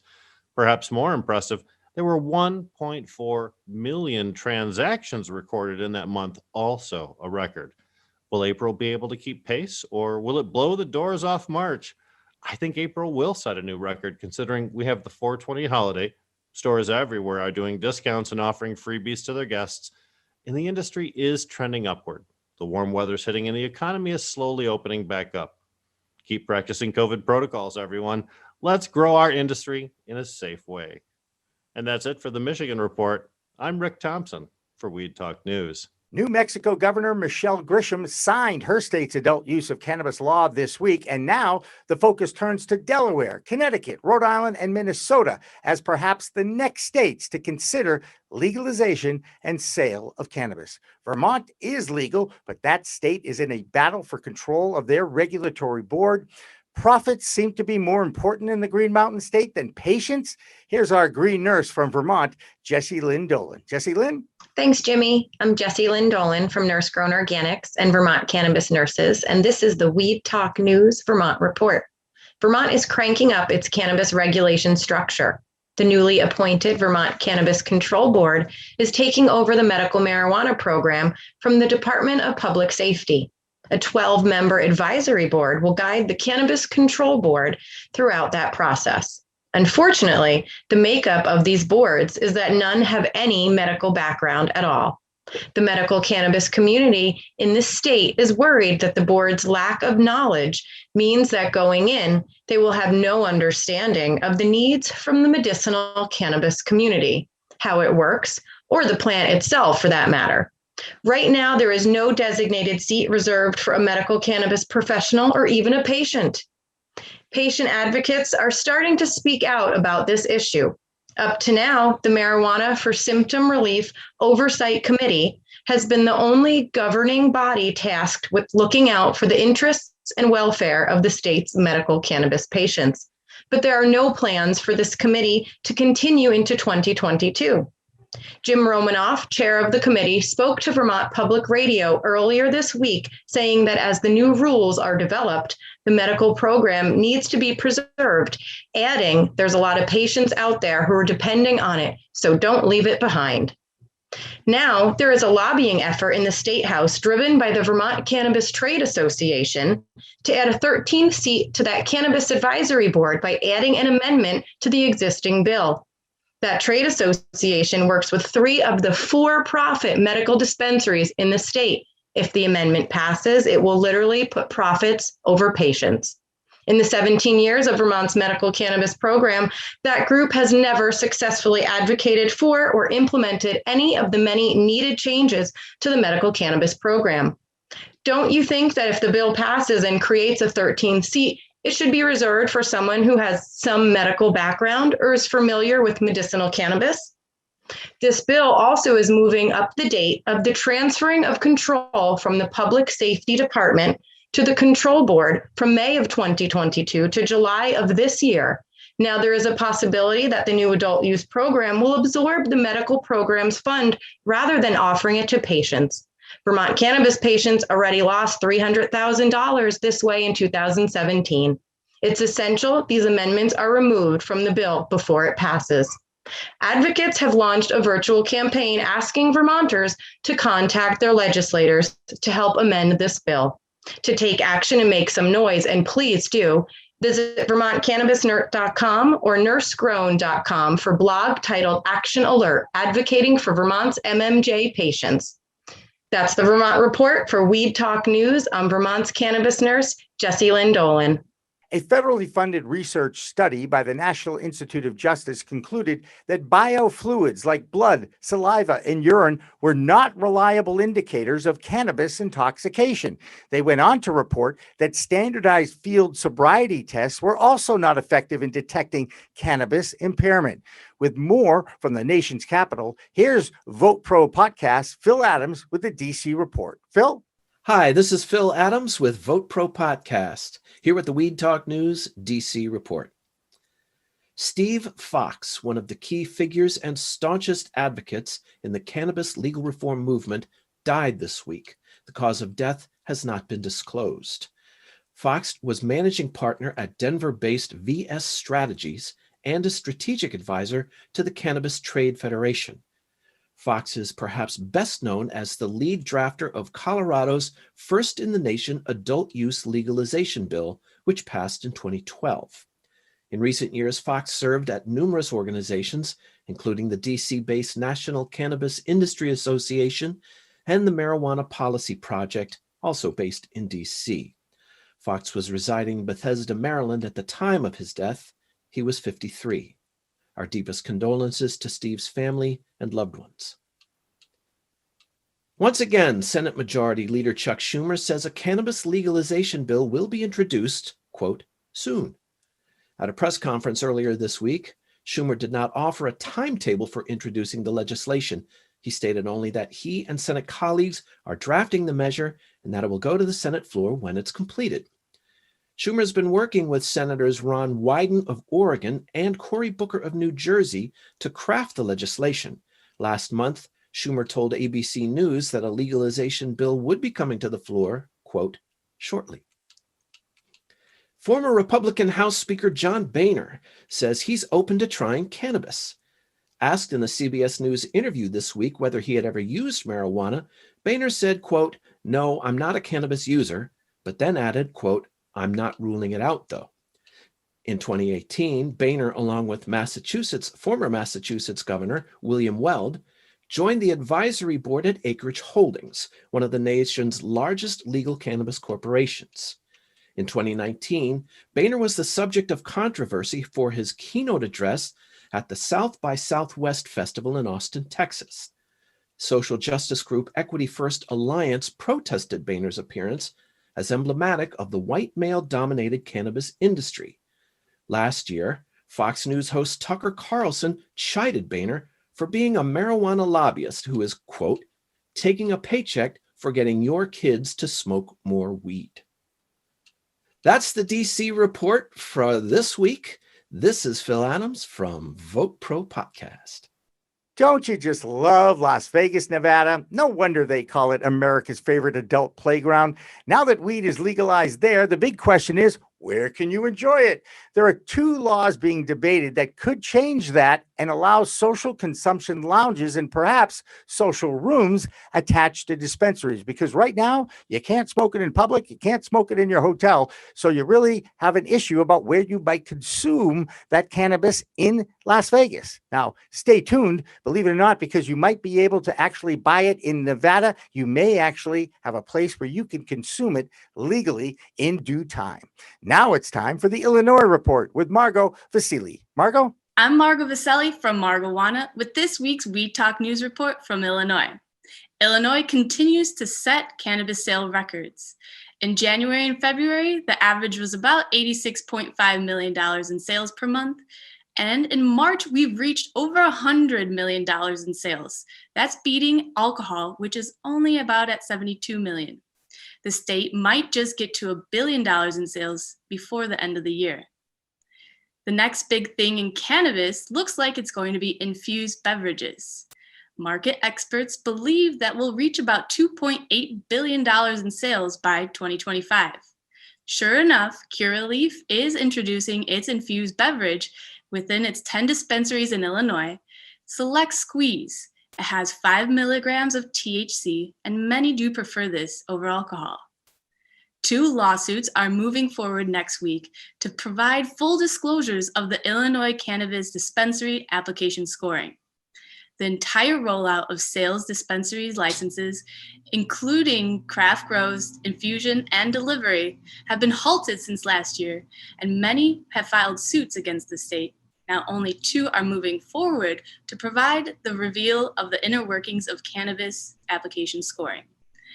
This is this week's Cannabis Report from Illinois. I'm Margot Vaselli with this week's Weed Talk News Report.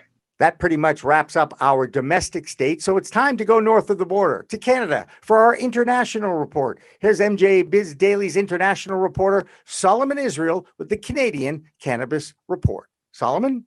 I'm Solomon Israel from Marijuana Business Daily International, and this is the Weed Talk News Canadian Cannabis Report.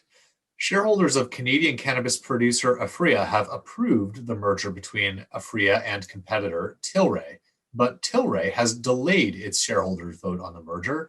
That vote was scheduled for April 16th, but has now been delayed for 2 weeks.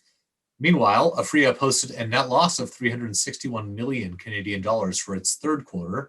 Aphria's net cannabis revenue fell 24% from the previous quarter.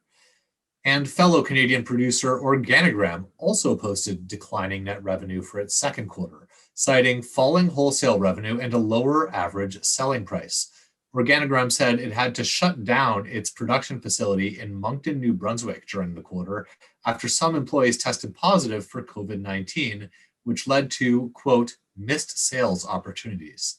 You can read all those stories and more at mjbizdaily.com. I'm Solomon Israel for Marijuana Business Daily. And finally, delivery of food, booze, and weed is already a part of the new pandemic social distancing initiatives, and there are a variety of licensees and companies that actually do that. Now, CEO of the ride-sharing company Uber said on CNBC this week that once cannabis becomes legal at the federal level, his company will take a look at getting into the delivery game. So Uber Eats becomes Uber Buzz. Another big company trying to muscle out the little guy in the cannabis universe. That's Weed Talk News for this week. I'm Jimmy Young from Pro Cannabis Media. Remember, it's a whole new world of weed out there.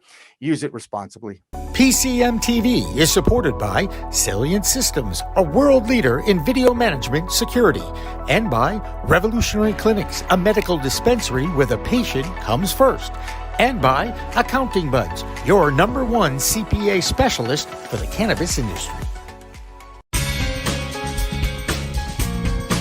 Hi, I'm Ben Shower, New England rep for Salient Video Management Systems. Let me tell you what makes us different in the security space. We're your trusted advisors for all your security needs. I know how complicated the regulations are in cannabis, and working with Salient Systems will be the polar opposite of that. I give free consultations and will walk you through every step of the process so that you can get what you need at the price you can afford. We're robust, we're simple and scalable. We're Salient Systems, your solutions to all your security needs. Please contact me at the information below, and I'm looking forward to being your trusted advisor.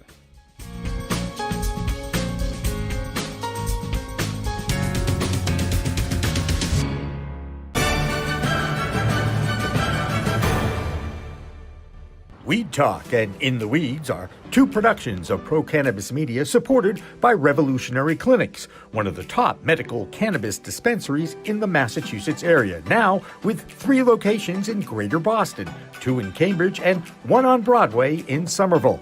Rev Clinics has a patient-first mission. They will customize your needs as a medical patient with the proper titration and combination of strains, flavors, and products. Rev Clinics, where the patient comes first. Pro Cannabis Media programming is available live and on demand on our Facebook page at Pro Canna Media, on Instagram at Pro Cannabis Media, on LinkedIn also at Pro Cannabis Media, on YouTube and YouTube Live on Pro Cannabis Media, Twitter at ProCannamedia, and on twitch.tv/ProCannabisMedia. So like, share, and subscribe to all of our content, newsletters, and shows live or on demand. We are